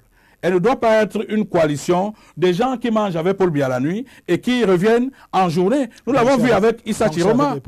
Nous l'avons vu avec Issa Chiroma. Et ça, c'est des choses qu'il ne faut plus faire vivre aux Camerounais. Les Camerounais ont déjà suffisamment souffert et il faut leur épargner nos envolées qui ne visent qu'en réalité nos propres intérêts. Donc, pour moi, la coalition en elle-même n'est pas une mauvaise chose. Le moment venu, s'il faudra une coalition, nous ferons la coalition à condition que ce soit une coalition qui n'est pas un melting pot des gens qui mangent là-bas la nuit et qui reviennent en journée nous dire qu'ils sont des opposants. Je vous ai dit que ce qu'un homme politique ne doit jamais dire. Je vous ai dit que je hais l'ORDPC, je hais son président, je hais son système. Donc du coup, moi je ne peux pas coaliser avec des gens qui leur trouvent un peu de souplesse. Je fais partie des gens qui pensent qu'il est temps que ces gens dégagent et il faut qu'ils partent. Bien. Donc s'il y a une coalition, elle se fera avec des gens qui pensent véritablement que Paul Biya et son système doivent partir. Bien, Felsi Fossi dit que ce que vous dites est très important. Bon après-midi sur le plateau. Que pense Paul-Éric Kingé de l'éventualité de la prorogation du mandat des députés? Si ceci venait à se produire, comment envisage-t-il la marche vers Itoudi dans laquelle il est engagé? Bon, disons qu'elle pose sa question quand le mandat des députés est pratiquement déjà prorogé. Hein, parce que si on s'en tient à ce que nous lisons dans les réseaux sociaux, le mandat des députés est presque prorogé. Mais ce qui me console, c'est que le mandat des maires, lorsque vous lisez la correspondance du président de la République, il y a une petite mention qui y apparaît. La première mention qui y apparaît, c'est que, Monsieur le Président du Sénat, je vous demande qu'à compter du 15 octobre, que le mandat des conseillers municipaux soit prorogé. Au cas où cette élection n'a pas eu lieu entre-temps. Ça, c'est ce que le document du président, et je me pose même bien la question de savoir si un tel document sort de la présidence, parce que c'est un document qui appelle d'ailleurs à l'irrespect de la loi, parce que le président de la République, qui sait que c'est en septembre que le mandat des conseillers municipaux finit, ne peut pas demander au président du Sénat que c'est seulement à compter du 15 octobre qu'on doit pouvoir renvoyer. Si c'est le président qui l'a fait, alors vous comprenez avec moi qu'il ne mérite plus d'être là. Si ce sont ses conseillers, alors je pense que ça doit être des anciens tricheurs en droit dans les universités. Un président de la République ne peut pas faire une telle erreur. Une telle correspondance. Je suppose jusque-là que c'est une correspondance qui tire son existence des réseaux sociaux. Mais si elle ne tire pas son existence des réseaux sociaux, vraiment, il est temps d'appeler M. Biya à aller se reposer. Il y a quelqu'un qui vous salue ici, dit « Monsieur Paul Rikingué, vous êtes véridique et sincère comme le podol Jean-Marc Ngos. Pourquoi est-ce que vous n'allez pas vous associer pour former un front plus solide ?» Le jeune frère Jean-Marc Ngos est un enfant, un jeune que je respecte beaucoup. Il a de la suite dans les idées. Je pense que c'est quelqu'un avec qui je ferai le plus aisément possible. Mais bon, vous savez qu'il s'est retiré de l'élection présidentielle pour des motifs qui lui sont propres. Maintenant, laissons voir l'avenir.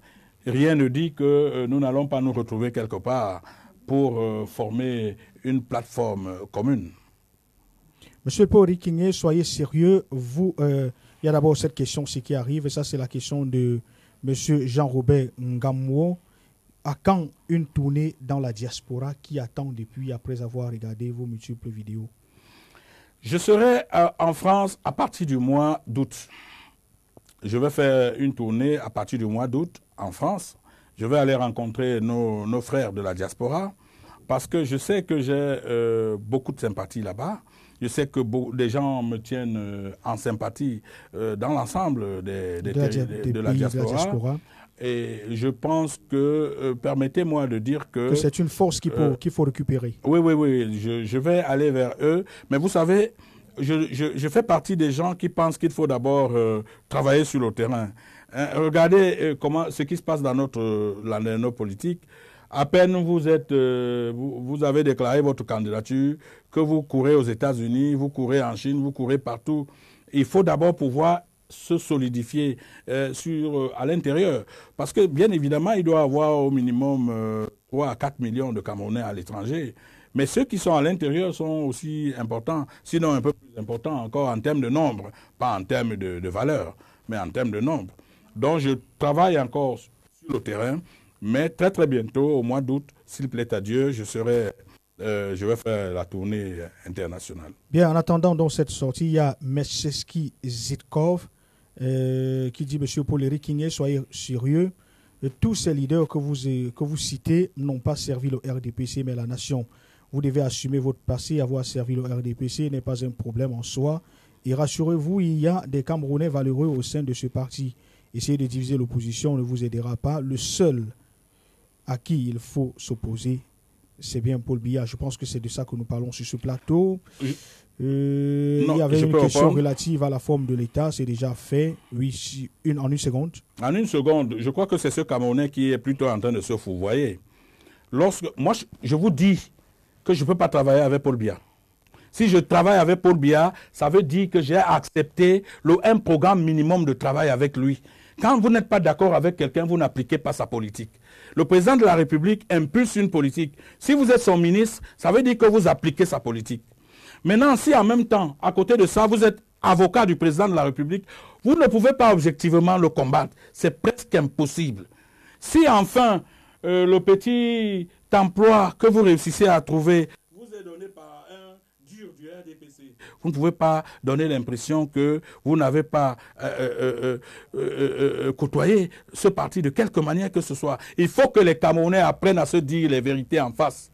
Il n'y a pas un seul de ces leaders qui n'a pas profité du régime en place. Je vous dis, et je vous les cite, M. Kamto a été ministre de Paul Biya. M. Cabral Libi a eu un emploi grâce à Tabi Manga. M.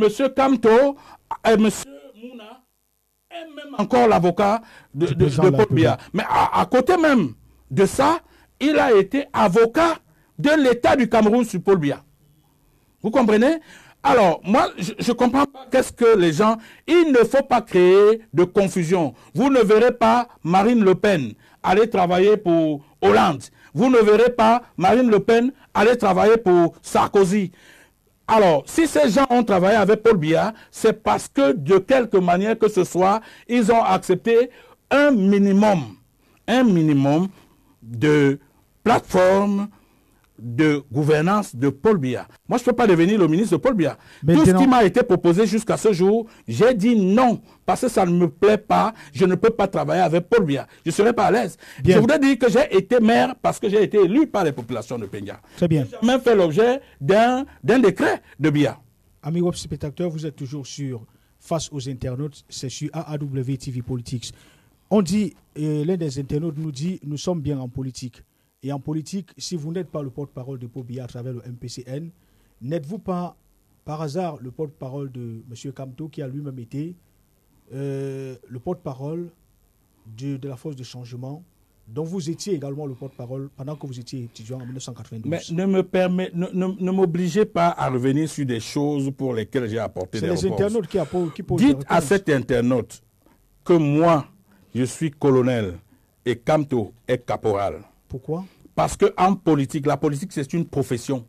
On n'arrive pas en politique quand on a 60 ans, quand on a pris la retraite. Moi j'ai fait de la politique une profession. J'y suis entré à l'âge, j'avais à peine 23 ou 24 ans. On n'entre pas en politique quand on a pris la retraite. Les gens qui viennent en politique, quand ils ont déjà plus de 60 ans, ce sont des retraités qui viennent s'essayer à autre chose que ce qu'ils ont fait toute leur vie.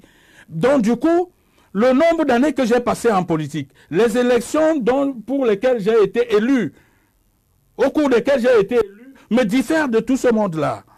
Je vous dis que Kamto n'a jamais été élu. Pourtant, j'ai du respect pour lui. Je ne peux pas être le porte-parole de Kamto. Kamto qui n'a jamais été élu.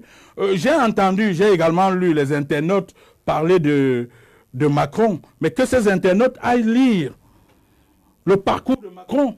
C'est un parcours mirobolant, c'est un parcours fort. Pour un si brillant garçon, ça n'a rien à voir avec le parcours de Cabral Libi au Cameroun, ça n'a rien à voir avec ces autres parcours. J'entends les gens dire, oui, ben, Macron n'a pas été élu, Trump n'a pas été élu. Mais Trump n'a pas été élu, Trump était multimilliardaire. Vous comprenez? Mais un multimilliardaire qui a servi les États-Unis en tant qu'homme d'affaires. Hein? Vous savez, on peut servir son pays, soit à travers les institutions, soit à travers l'administration, mais on peut également, tous ces gros hommes d'affaires qui payent de gros impôts dans un pays ont des moyens. Mais alors, combien d'impôts payent tous les autres qui sont en train de se comparer à Trump? Il y a Felsi Fossi qui salue votre discours. Il dit... Cependant, aujourd'hui, les Camerounais n'ont plus confiance aux hommes politiques. Pour eux, ce sont des opportunistes en quête de positionnement. Pourquoi doit-on croire en vous? Faites-vous la différence aujourd'hui avec le MPCN? Mais moi, j'ai des faits d'armes. Je vous dis que pour les populations, pour qui a fait pour les plus petits, peut faire pour les plus grands. Moi, j'ai des faits d'armes qui parlent en ma faveur. J'ai permis aux gens, alors que je n'étais ni maire, ni rien, d'obtenir la carte d'identité qui a mis 10 ans dans leur poche, financée par moi. S'il vous plaît, j'ai, en dehors de ça, permis à une génération d'élèves. Beaucoup m'appellent aujourd'hui pour me dire, Monsieur King, merci, parce que c'est vous qui m'avez permis d'aller à l'école à telle période. J'ai payé des dizaines, des milliers de pensions aux enfants, alors que je n'étais pas au RDPC. Je ne parle pas seulement de ça. J'ai fait passer les salaires de 18 000 à 46 000 francs, presque 50 000 francs aujourd'hui, dans les bananeraies. Je voudrais vous dire que les bananeraies de Njombe Pendia, c'est 7 000 employés. Lorsque vous avez amélioré les conditions de vie de 7 000 employés, vous avez touché au moins 50 000 personnes. Parce que vous savez qu'au Cameroun, oui, c'est 7 000 familles. Vous savez qu'au Cameroun, quand vous touchez, vous êtes salarié, votre salaire ne sert pas qu'à vous seul. Il sert à soutenir la maman, le frère, la sœur. J'ai donné ma vie pour ces gens. Moi, j'ai des faits d'armes. Et parce que j'ai des faits d'armes, on ne peut pas me mettre sur la même balance que des gens qui n'attendent avoir que 60 ans ou 63 ans pour commencer à se rapprocher du peuple. Je vais vous parler d'une histoire bizarre que j'ai vue. J'ai vu Akere Mouna sur une moto. Mais Akere Mouna n'est jamais monté sur une moto. Mais au nom de la politique, il monte sur des motos parce qu'il veut donner l'impression qu'il est proche du peuple camerounais. Écoutez, les internautes doivent être rassurés. Bien. Que il est important quand même de dire à chacun ce qu'il est, quitte à ce que nous fédérions demain pour renverser Paul Biya. Parce qu'en réalité, l'ennemi commun aujourd'hui, c'est M. Biya. Je ne vais pas diviser l'opposition, mais je ne vais pas non plus jeter des fleurs aux gens qui n'ont rien à voir avec le peuple. Bien, la question de... S'il vous plaît, je vous permettrai de continuer. Là, laissez-moi finir. Les 20 dernières années ont connu des procès retentissants sur le plan national. Le procès Ndjawe, le procès Lapiro de Mbanga, le procès Monga, le procès Paul-Éric Kingé, le procès de Neuf de Bepanda. Parmi tous ces gens, on a vu Maître Momo, avocat, président de parti politique, aller défendre les Neuf de Bepanda. On a vu ni Mouna, ni Kamto, ni personne, parce qu'ils étaient du côté des plus forts. Avant que eux et moi, nous ne coalisions le moment venu, qu'il me soit permis de leur dire exactement ce qu'ils sont. Et le peuple camerounais n'a pas le droit d'être trompé. Quand on ne s'est jamais rapproché des plus faibles, il voyageait avec Paul Biya pour aller à La Haye. Mouna était l'avocat de l'État. Il y a des gens en prison dont la plainte de Mouna a provoqué l'emprisonnement parce qu'il était avocat de l'État du Cameroun. Donc moi je dis, il faut d'abord dire aux Camerounais qui est-ce que chacun est. Et maintenant nous verrons à la fin si on peut coaliser ou pas. Bien. Mais mon objectif n'est pas de fragiliser l'opposition. Mon objectif c'est de permettre aux Camerounais de savoir qui est qui dans cette affaire. Je vous dis que quand on vient en politique à 63 ans, c'est-à-dire à la fin de sa vie, on n'y vient pas vraiment, on n'y vient pas pour servir le peuple. Pour distraire la population. Et du coup, M. Ndémanfo revient encore avec cette question. M. Paul-Éric Kingé, que pensez-vous de la double nationalité? Moi, je suis favorable à la double nationalité. Je voudrais vous dire que les diasporas du Mali et de tous ces pays d'Afrique de l'Ouest font la plus grande force de ces pays, sinon l'une des forces capitales de ces pays. Et moi, je dis, la diaspora, le président Paul Biya a eu tort de considérer la diaspora camerounaise comme des sous-hommes, parce qu'en réalité, c'est de ça qu'il s'agit. Moi, je fais partie, aussitôt les 100 premiers jours de mon élection, non seulement la diaspora camerounaise, la double nationalité va être reconnue, mais l'État va impulser au niveau des financements des projets des gens de la diaspora, l'État va mettre sur pied une structure qui va s'occuper des financements des projets des gens de la diaspora. Et maintenant, par rapport aux gens de la diaspora, l'Assemblée nationale va compter à chaque fois sur les 180 députés, 30 députés vivant dans la diaspora. Mais en plus, s'il arrivait, par exemple, que en termes d'expertise nationale, le Cameroun est à la recherche de l'expertise nationale, les gens de la diaspora seront favorisés par rapport aux étrangers. Parce que selon notre devise, c'est le Cameroun avant tout. Nous ne pourrons jamais favoriser une expertise occidentale alors que nous avons des gars qui travaillent chez Boeing, alors que nous avons des gars qui travaillent chez Microsoft, alors que nous avons des gars... La priorité ira d'abord vers l'expertise camerounaise de la diaspora. Bien. Et ça fait partie de nos ambitions. Bien, M. Paul-Éric Kingé, on vous pose la question de savoir quelle est votre position sur le franc CFA. Sur le franc CFA, ma position est suffisamment claire. Ma position, c'est que avant d'adopter le franc CFA, il faut que la balance commerciale du Cameroun, soit d'abord équilibrée.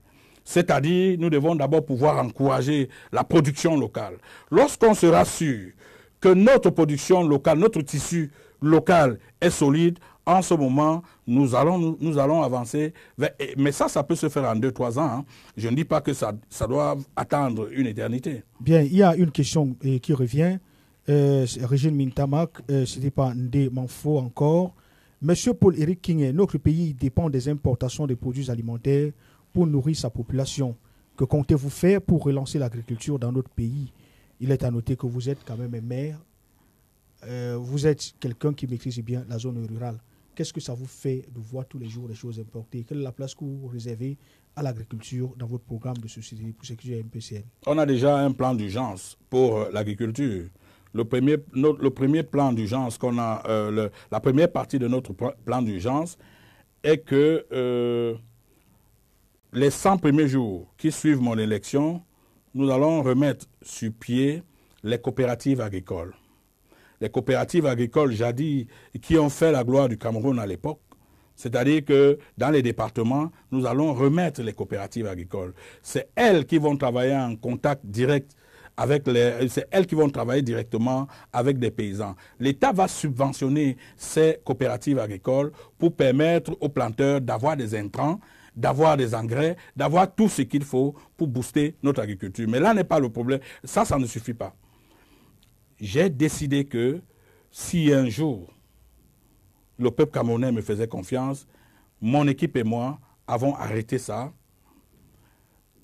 Tous les ministères techniques au Cameroun vont servir d'exemple. Hein.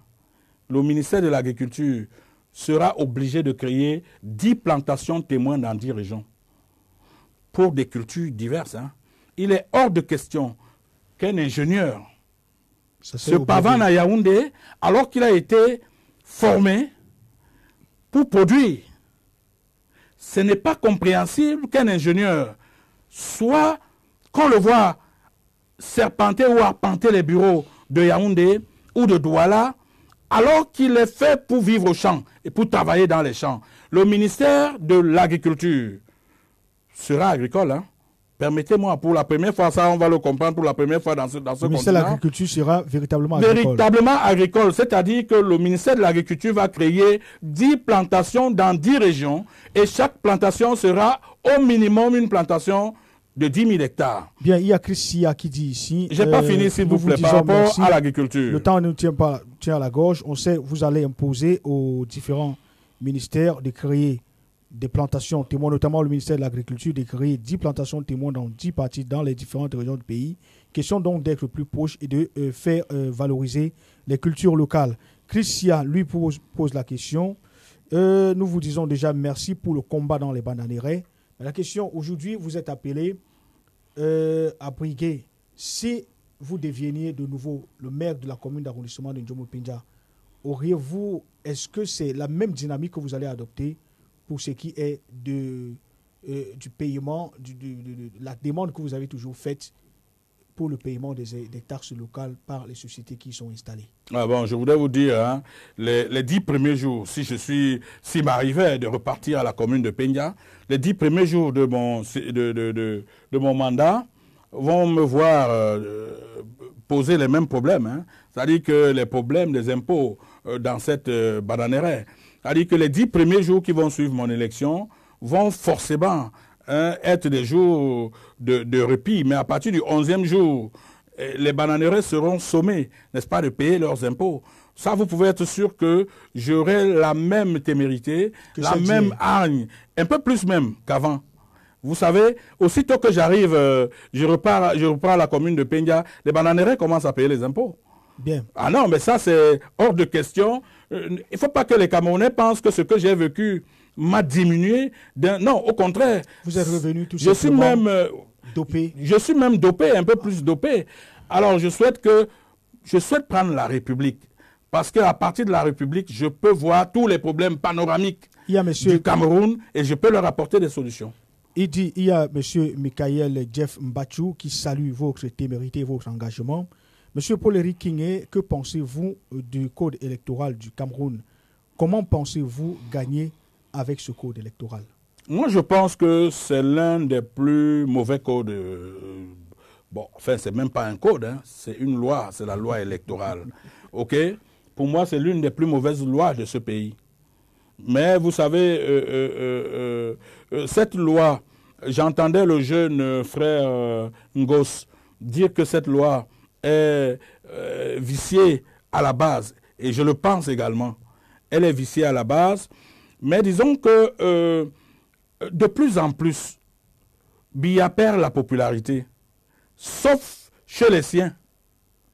Je dis bien, sauf chez les siens. Biya, aujourd'hui, est en position d'être battu, même par le plus petit Camerounais, à condition qu'il ouvre le jeu. Vous comprenez? Alors, qu'il ait ouvert le jeu ou pas, son impopularité au quotidien amène des Camerounais à comprendre que cet homme ne doit plus être là. Bien. Moi, j'irai à l'élection parce que je suis convaincu que le moment venu, le discours que je tiendrai aux Camerounais va les amener à se révolter contre ce régime. Bien, il y a M. Alain Kapia qui vient, il dit, parlons de la crise anglophone, à son humble avis, il pense qu'il y a plutôt une crise au Cameroun, pas seulement la crise anglophone. Et il pense que pour éviter ceci, vous devrez apporter des solutions. C'est d'autant plus que ce que nous vivons depuis quelques jours au Cameroun passe de l'état de crise, mais beaucoup plus à l'état de crise tribale. Alors, qu'est-ce que le MPCN va faire pour arrêter et éviter ce que nous avons vécu au Rwanda, à savoir le génocide rwandais? Oui, c'est une question qui m'interpelle à plus d'un titre. Vous savez, je suis un métis culturel. J'ai un petit sang, 25% de sang bamileke et 75% de sang côtier. Du littoral. Et je suis le vrai Cameroun en réalité. Et je suis le Camerounais incapable de tribalisme. Parce que si je tente d'encourager le tribalisme, je serai pris dans mon propre piège. Parce que j'ai un peu de sang bamileke et dont je suis fier par ailleurs. Mais à 75%, je suis côtier. Alors, la montée galopante du tribalisme qu'on vit fait peur. Elle fait tellement peur que ce qui me gêne, c'est qu'elle vient des membres d'un parti politique. Je voudrais dire aux membres de ce parti politique qu'ils ne sont pas obligés d'être des adversaires de tous ceux qui veulent se lever pour concurrencer leur champion. Ils ne sont pas obligés d'être forcément... Nous devons être dans un monde où, dans un pays où les voix doivent pouvoir s'exprimer indifféremment, qu'on soit bamileke, qu'on soit nordiste, qu'on soit du littoral ou pas, qu'on appartienne à tel ou tel autre parti.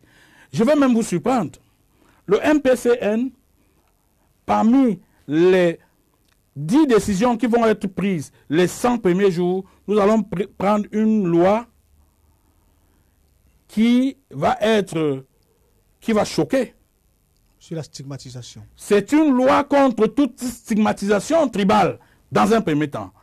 La loi va viser tous les bêtis qui ont dirigé ce pays. C'est-à-dire qu'on va dire, quiconque stigmatise les bêtis ou les boulous aura 2 années de prison. Et cette loi va être votée. Parce que si nous ne faisons pas ça, c'est pareil pour les gens du Nord. Parce que, qu'est-ce que nous suivons dans les réseaux sociaux? Oh, vous avez fait votre temps et vous allez disparaître le moment venu. Vous ne serez pas ceci. Personne n'a le droit de chasser les autres Camerounais dans ce territoire. Le MPCN a dit, pour maintenir cette cohésion, nous allons prendre une loi anti-stigmatisation contre tous ceux, pour protéger tous ceux qui, ces 50 dernières années, ont gouverné ce pays. Parce qu'en réalité, on peut même avoir été boulou. On peut même avoir été bêtis sans profiter du vol des créatures de Paul Biya. On peut même être des Bolova. On peut même être du Samilima. Alors qu'on est soi-même plus pauvre que celui qui est du littoral. Celui qui est du littoral. Bien. Donc pour moi, j'estime qu'il faut que les militants de ce parti arrêtent. Moi, j'ai essayé de faire quelques petits posts ces derniers jours dans les réseaux sociaux. Mais je ne peux pas vous dire, sur 1000 postes, j'avais 987 personnes qui sortaient de la même région. Parce que pour eux, si leur leader n'est pas voté, le Cameroun doit être à feu et à sang. Bien. Je dis qu'il faut arrêter ça. Le pays est un patrimoine commun. Autant, si vous avez convaincu par votre projet politique, on peut vous soutenir, mais autant laisser les autres également s'exprimer. Parce que c'est au milieu, c'est dans la différence de ces projets politiques que les Camerounais sauront exactement qui est qui fait quoi et qui n'est pas capable de ci ou de ça. Mais pour eux, si vous n'appartenez pas à leur petit microcosme là, c'est terrible. On vous foudroie. Je vous dis, il y a moins d'une semaine, j'ai essayé de faire un petit post. 987 réponses sortaient des gens d'une même région. Bien. Ce qui est donc ce qui n'est pas normal. Avec la dernière énergie, vous dites également, comme leader d'un parti politique et en tant que candidat à l'élection présidentielle et probable prochain dirigeant de ce pays, nous allons prendre les deux dernières questions des internautes avant, puisque la régie nous signale déjà que nous sommes en train d'être pris par le temps. La première question, l'avant-dernière, c'est M. King, comment comptez-vous réorganiser le domaine de la santé quand on sait qu'un peuple ou alors un pays ne peut se développer avec des hommes malades? Comment comptez-vous réorganiser le domaine de la santé? Sur le plan de la santé, nous avons décidé qu'aussitôt que nous prenions le pouvoir, l'État doit pouvoir prélever sur tous les produits de luxe une certaine taxe qui va être destinée à la santé, notamment à la création d'un plateau fort dans les 10 régions du Cameroun. Un plateau qui ferait que nos dirigeants ne soient pas obligés de se déplacer pour se rendre en Occident. Et d'ailleurs, si nous sommes au pouvoir, personne n'ira à l'étranger. Tout le monde va se soigner ici, y compris moi-même, le président de la République. Bien. Parce que, par ailleurs, il y aura une loi qui va interdire au président de faire 3 voyages par an, 3 voyages privés par an. Le président doit résider ici. Quand il prend ses congés, il doit vivre à Garoua. Il doit aller à Penja, il doit aller à Samélima. Et sortir seulement du pays de façon officielle. Et sortir seulement du pays lorsqu'il va représenter le pays dans des grands sommets. Et ces histoires de voir le président voyager chaque 2 semaines, chaque 3 semaines, ce sera cautionné dans la loi. Ce ne sera pas n'importe quoi. On n'accepterait plus qu'un chef d'État se déplace comme il veut, qu'il aille en villégiature, parce que finalement, in fine, ça fait... Ça pompe suffisamment le budget de l'État. Bien, il y a M. Ando qui dit, Monsieur le Président, je suis Pascal Bouba, ancien cycliste camerounais de l'équipe nationale. Mes questions sont, que feriez-vous pour les régions du Nord, surtout Marois, et que pensez-vous du Tour du Cameroun qui se passe en mai avec le budget de 400 millions de francs CFA? Lui, il est cycliste. Écoutez, vous savez que Marois, c'est une zone extrêmement riche. Le bétail en lui-même, déjà, est une source de richesse incommensurable. Savez-vous que nous importons de la viande pour à peu près 50 à 60 milliards de francs par an? Est-ce que c'est normal, ça? Si nous avons décidé de faire de Marois le socle même de l'élevage du Cameroun. Je dis bien Marois. Et de la pêche en même temps. Parce que les gens ne savent pas que les poissons fumés que nos femmes achètent dans les marchés, des poissons ronds là, fumés, viennent de l'extrême nord. Nous pouvons développer à ce niveau-là une très forte pisciculture avec l'élevage pour faire fonctionner cette zone. De toute façon, la zone du Grand Nord me semble être une zone très très riche. Nous avons un projet terrible. Et parlant du Tour cycliste du Cameroun maintenant? Parlant du Tour cycliste, qui se déroule chaque année en mai avec 400 millions de francs CFA. Bon, je ne sais pas. Moi, je préfère ne pas parler des choses que je ne connais pas. Je ne sais pas si le Tour cycliste se déroule. Mais il parle de quel Tour cycliste? De celui de Chantal Biya ou alors du Tour cycliste national? Là aussi, la question est à poser. Bon, et puis nous allons sortir avec cette dernière question. Monsieur Paul-Éric Kingin, les Camerounais se plaignent des nombreux dysfonctionnements de notre système judiciaire. Que comptez-vous faire pour moderniser la justice, rendre la justice accessible à tous les Camerounais et de façon équitable?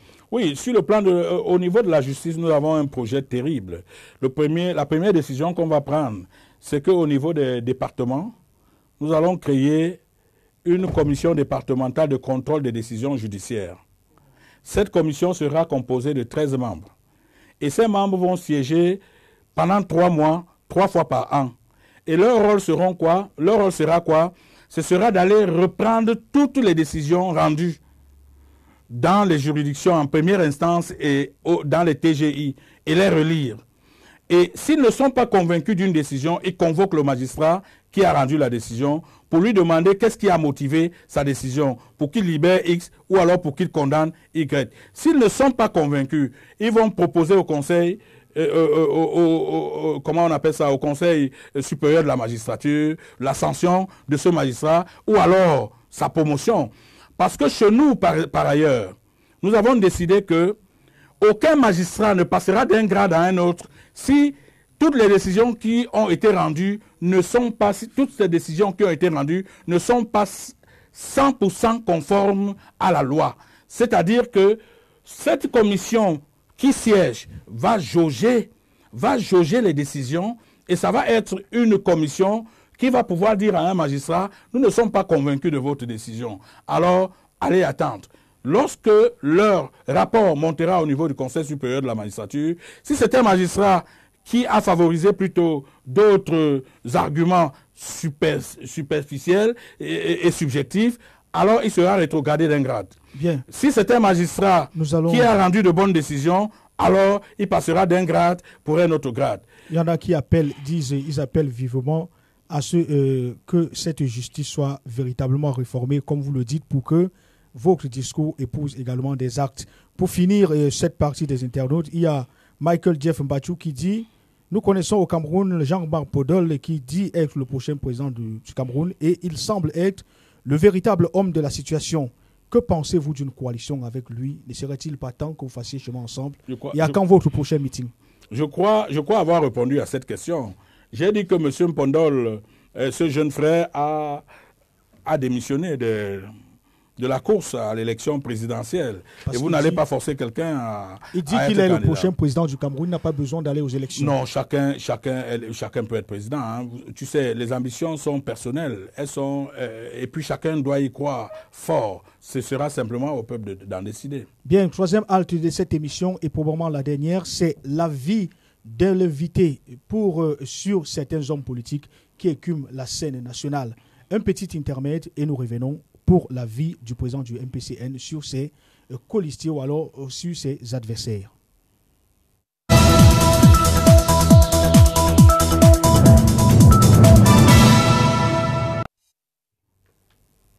Il était là en 2011. Ça, c'est donc l'avis à émettre sur les candidats qui vont être vos adversaires à cette élection présidentielle. Il était déjà là depuis 35 ans. Il a fait le dernier mandat en 2011. Lui, c'est le président de la République. Le porte-fagnon du Rassemblement démocratique du peuple camerounais, si on peut le dire ainsi. Que pensez-vous de M. Paul Biya aujourd'hui? Je vous l'ai dit pendant cette émission, le président Biya est même à plaindre. Je dis qu'un homme de cet âge-là, s'il se respecte, ne doit plus être là. Il faut qu'il aille se reposer. Il a essayé ce qu'il a pu, mais avec des fortunes diverses. A-t-il réussi, n'a-t-il pas réussi? Mais de toute façon, il est temps qu'il parte. Bien. Moi, je n'ai pas encore... Je voudrais vous dire que le peuple camerounais a tout donné à cet homme. Mais l'homme n'a pas remis 1% seulement de ce que le peuple lui a donné. Il faut qu'il parte. Il ne nous a créé que des voleurs, il nous a créé des bandits, des gens qui écument pratiquement. C'est des voleurs, les gars volent comme des rats. Il faut que ce monsieur parte. On est fatigué. Au sorti du dernier congrès de cette formation qui passe pour être la première formation de l'opposition, je voudrais parler du Social Democratic Front, le SDF, Denis John Fondi. Je sois aussi, qui est aussi jeune que vous, a été choisi pour être son porte-flambeau à l'élection présidentielle de 2018. Que pensez-vous de lui?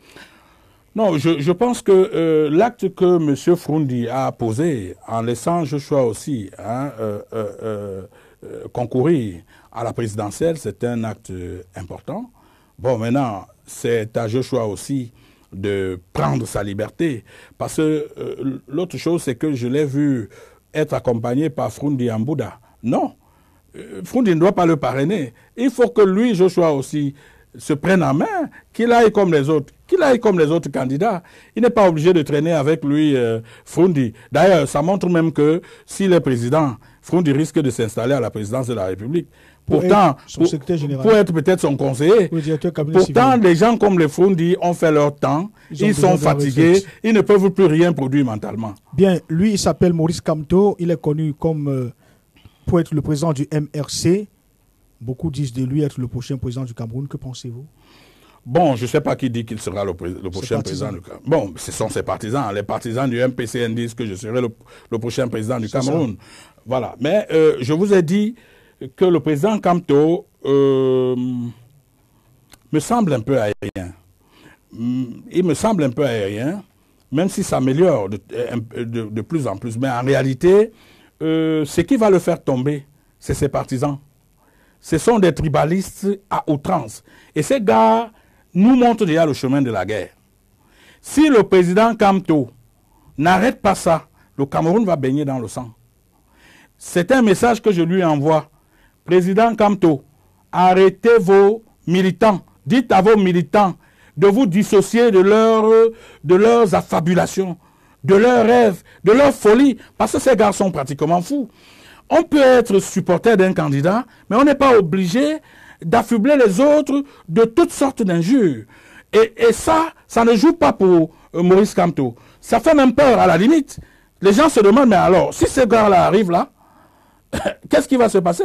Donc pour moi, il faut qu'il travaille ce côté. S'il réussit à travailler ce côté, je pense que il peut devenir acceptable. Bon, maintenant, est-ce que ça lui donne le rêve? Mais tout le monde est libre de rêver. Nous sommes sur le terrain, on verra. Seul le peuple va déterminer. C'est le peuple qui Il y a le bâtonnier Akere Mouna qui est également candidat à cette élection présidentielle. Non, je pense que le bâtonnier Akere Mouna n'est pas sincère. Je vous dis que c'est l'avocat de Paul Biya. Il est l'avocat de Paul Biya. Mais comment va-t-il être candidat à l'élection? Quand vous posez la question à l'avocat, à Maître Akere Mouna, sur Paul Biya, vous savez ce qu'il répond? Non. Il dit que si je prends les fonctions, je garantis une bonne retraite à Paul Biya. Monsieur, moi je prends les fonctions, j'arrête Paul Biya. Moi je l'arrête. Parce que ce pays, depuis pratiquement 35 ans, est en train de souffrir du fait de ce personnage. Moi je prends des fonctions, le premier acte que je signe sera de fermer les aéroports et d'arrêter ce monsieur. Bien. Parce que vous ne pouvez pas avoir reçu un État en bonne santé. Monsieur Biya a lui-même déclaré quand il prêtait serment que j'hérite d'un État riche, fort et prospère. Quand il en sort, peut-il encore dire que cet État est riche, fort et prospère? Alors il a dû trahir l'État. Si moi je suis président, contrairement à Akere Mouna, qui a été son avocat, qui dit qu'il va lui préparer une retraite dorée, le premier acte que je signe, avant même d'aller à l'Assemblée nationale, sera qu'on me ferme les aéroports et qu'on me prenne Paul Biya et ses équipes. Bien, il est le candidat du CRAC. Il a été reçu déjà à AAW TV Politique dans le cadre de cette émission face aux internautes. Il s'appelle Bernard Ndjonga. Il est ingénieur agronome. Lui, il dit être président à l'élection présidentielle pour donner à manger aux Camerounais qui ont faim, développer le Cameroun uniquement par l'agriculture. Que pensez-vous? Il a de la suite dans les idées. Le président Ndjonga, il a de la suite dans les idées. Mais il pêche un tout petit peu en pensant qu'on peut développer le Cameroun seulement par l'agriculture. Un pays ne peut pas être développé seulement par l'agriculture. L'agriculture ne peut pas nous créer toutes les usines dont on a besoin ici.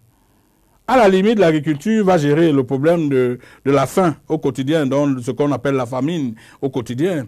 Mais l'agriculture ne peut pas développer de manière substantielle le Cameroun. Mais c'est quelqu'un que je respecte. Il a un très très bon projet. Voilà un homme à qui je peux m'associer pour faire de bonnes choses, pour renverser le régime en place. Il est le leader du foyisme. Il a été reçu dans le cadre de cette émission également. Il est candidat à l'élection présidentielle 2018. Et lui, c'est Olivier Billet. Que pensez-vous de sa candidature? Olivier Billet, bon, écoutez, moi je pense qu'il est... Il pense qu'il faut développer le Cameroun en essayant d'abord de transformer toutes les mentalités. Oui, je le pense aussi.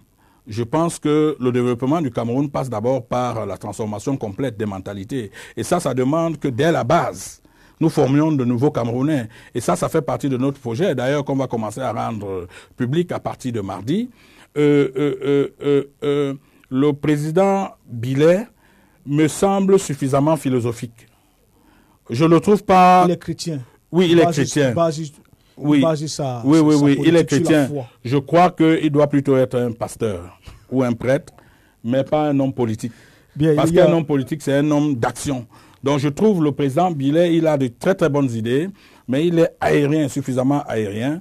Et malgré que j'ai du respect pour lui, je dois dire qu'il faut qu'il se rapproche du terrain. Vous savez, moi, j'ai un peu de déformation parce que j'ai été maire. Donc un maire, c'est un gars essentiellement du terrain. Donc du coup, il faut qu'il se rapproche un peu du terrain. Et s'il se rapproche du terrain avec ces idées-là, il sera imbattable. Il sera quelqu'un de... Il y a Fabien Assigana qui est le président du MOREP, le mouvement républicain. Lui, il est ingénieur et il pense qu'il faut aujourd'hui remettre le pays à sa place. Il est candidat pour, dit-il, changer le pays, le développer au bout de quelques 10 ans. Le président Assigana, bon, il faut dire que je le connais seulement parce que j'ai dû remarquer dans les réseaux sociaux qu'il est très présent. Qu'il se bat beaucoup contre Kamto. Je crois que s'il s'éloigne de la lutte contre Kamto, il peut devenir un bon homme politique. C'est-à-dire que Kamto ne doit pas être son ambition politique. Kamto ne doit pas du tout être son projet politique. Hein, il faut qu'il se détache légèrement de Kamto, hein, de s'occuper des affaires de Kamto, être tous les jours en train de l'insulter. Bon, mais de manière générale, il a 2 ou 3 bonnes idées que j'apprécie. Bon, mais en réalité, ce n'est pas un homme de poids, politiquement parlant. Bien, face aux internautes pour cette autre édition, l'invité Paul-Éric Kingé, ancien maire de Njombe-Pendja, candidat à l'élection présidentielle de 2018, probablement il va répondre également à l'appel des populations de sa localité pour reporter le destin donc, de la commune locale. Voici une dernière question d'internaute. Au sortir de votre prison, vous avez l'État du Cameroun a été invité à vous payer, à réparer le préjudice que vous avez subi parce que vous avez, après 8 ans de prison, été totalement, comme on dit, blanchi. Où est-ce qu'on en est aujourd'hui? Combien est-ce que vous avez déjà reçu? Parce que sur une vidéo sur Internet, vous semblez vous justifier de votre silence depuis un certain temps et surtout vous rappelez que l'État du Cameroun, coûte que coûte, devra vous faire passer à la caisse. Où est-ce que vous en êtes avec cet épisode aujourd'hui? Non, disons que oui, c'est important cette question. Parce que j'entends ci et là que je ne parle pas parce que l'État m'a donné de l'argent.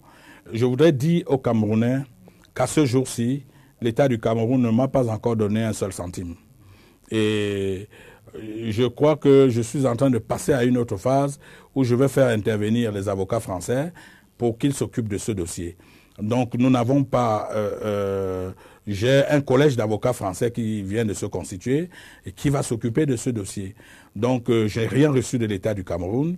Donc il faut que les Camerounais le sachent. Mais une fois de plus, comme je l'ai dit dans une vidéo, aussitôt que je vais recevoir de l'argent de l'État du Cameroun, je ferai une conférence de presse pour informer le monde entier de ce que j'ai eu de l'argent. Surtout que les gens sachent, par exemple, que cet argent, je n'ai pas envie de l'utiliser. Je sais me battre moi-même. Il va servir, une partie va servir pour les œuvres caritatives, une partie va servir à la presse camerounaise, parce que j'entends remercier la presse camerounaise pour ce qu'elle a fait, mais une autre partie va servir pour d'autres œuvres, dont notamment la Fondation Junior Kingé. Donc ça ne va pas être un argent que je vais personnellement utiliser, parce que je sais me battre au quotidien pour avoir de l'argent. Bien, nous sommes pratiquement arrivés au terme de cette émission. Il y a cette question dernière qui arrive là. Elle est de Jolefak Koguin. Éducation et santé sont les bases de tout. Bon, pour finir, la question qui pose, vous venez de parler de l'équité de la justice au Cameroun, mais vous allez constituer des avocats français et ça dit qu'il n'y a pas de juges au Cameroun alors que vous rêvez d'une justice plutôt modernisée. La première des choses, ce qu'il faut apporter comme réponse ici, c'est que j'ai essayé d'approcher quelques avocats qui m'ont dit, mais non, King, tu sais, les choses là avec le gouvernement et machin, quand ils ont peur, qu'est-ce qu'on doit faire? On doit aller chercher ceux qui n'ont pas peur. Et vous savez que l'État du Cameroun est très sensible lorsque les choses viennent de l'extérieur. Donc ça aussi, ça participe d'une stratégie. Mais je sais que ce collège d'avocats va faire tambour battant, va rendre cette affaire véritablement internationale. Donc soyez rassurés. J'aurais bien voulu travailler, mais les avocats étrangers qui arrivent là, ils vont travailler avec mon avocat, Maître Manfo. Et c'est Maître Manfo qui va coordonner ce travail. Donc, ça ne va pas être laissé entre les mains des avocats français. Voilà certainement qui répond à une question d'internaute qui disait, ça c'est une contradiction, mais bon, voilà, lui-même revient. Si vous avez à la tête de ce collège d'avocats l'un de vos compatriotes, voilà qui nous rassure. Ici, c'est donc ici que nous arrivons au terme de cette émission, mais nous allons vous poser la question, mais vous allez regarder cette caméra, faire comme l'ensemble ou alors vos prédécesseurs sur ce plateau, pour nous dire si vous êtes prêts ou non à affronter, dans le cadre d'un débat contradictoire, un adversaire à l'élection présidentielle de 2018. Question de défendre votre projet de société et faire comprendre aux Camerounais en quoi est-ce que vous êtes la personne idéale, la personne de la situation. Alors, Monsieur Constant École, moi je suis disponible. Hein. Je suis disposé également à affronter quiconque voudrait m'affronter. Moi, je fais partie de la crème politique de ce pays. Donc, j'ai pas peur. Hein. Moi, j'ai été élu plusieurs fois, et j'aime le dire. Donc, amenez-moi des non-élus. Ils verront ici, hein, cela sera prouvé, leur limite sera prouvée. Je regrette simplement que votre émission ne m'ait pas permis de m'étaler, n'est-ce pas, sur le projet politique. Mais comme je l'ai annoncé dans une vidéo, dans les prochaines heures, notre projet politique va être rendu public. Je vais le décliner devant les millions de Camerounais. Bien, vous êtes donc partant pour cette émission. L'émission, c'est le choc des titans. Oui. Puisque vous êtes prêts, l'équipe de réalisation conduite par mademoiselle Kelly va donc, en temps opportun, vous communiquer le nom de votre adversaire sur le choc des titans, l'émission au cours de laquelle vous aurez donc à défendre votre projet de société. Il faut dire que sur AAWTV Politique, au regard de l'actualité politique du pays, il y a également cette émission qui est prévue pour permettre aux candidats de mieux présenter leur projet de société aux populations. L'émission s'appelle tout simplement Un candidat, un programme, et ce sera quand le corps électoral sera donc convoqué, question donc de permettre aux uns aux autres de se mouvoir.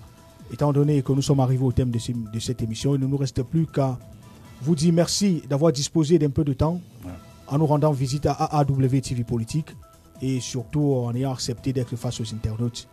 C'était un plaisir. Il ne nous reste plus qu'à vous souhaiter bon retour à la maison et probablement bonne descente sur le terrain dans votre localité et sur l'ensemble du territoire. Le plaisir est véritablement partagé. Permettez-moi de dire que cette initiative est suffisamment louable. Et lorsque je vois la moyenne d'âge des gens qui pilotent cette initiative, je ne peux que les encourager. Il faut dire en définitive que si un tel plateau est ouvert à tous les hommes politiques, ça permettrait aux gens de ne pas crier à la fin que voilà, la CATV nous est fermée, Canal 2 est fermé. Alors, ici, nous sommes sur le numérique pour être up-to-date avec les réseaux sociaux. Je vous remercie et vous encourage pour cette initiative. Bien, nous allons également dire merci à une personne qui nous a fait confiance, qui a décidé de nous accompagner. Nous faisons comme ça un clin d'œil à Valclair, le minéral Valclair, et qui est depuis quelque temps présente également. Vous connaissez les problèmes d'eau que nous avons au Cameroun. Il faut boire de l'eau propre, de l'eau potable. En faisant un tour chez Valclair, je pense tout simplement que vous êtes servi. Tout comme vous êtes servi en regardant AAWTV Politique, en regardant face aux internautes. Question de savoir exactement ce que préparent les candidats à différentes élections en cours au Cameroun au courant de l'année 2018. Au nom de toute l'équipe de réalisation, nous vous souhaitons de passer des meilleurs instants sur AAWTV Politics. C'était face aux internautes. À la prochaine.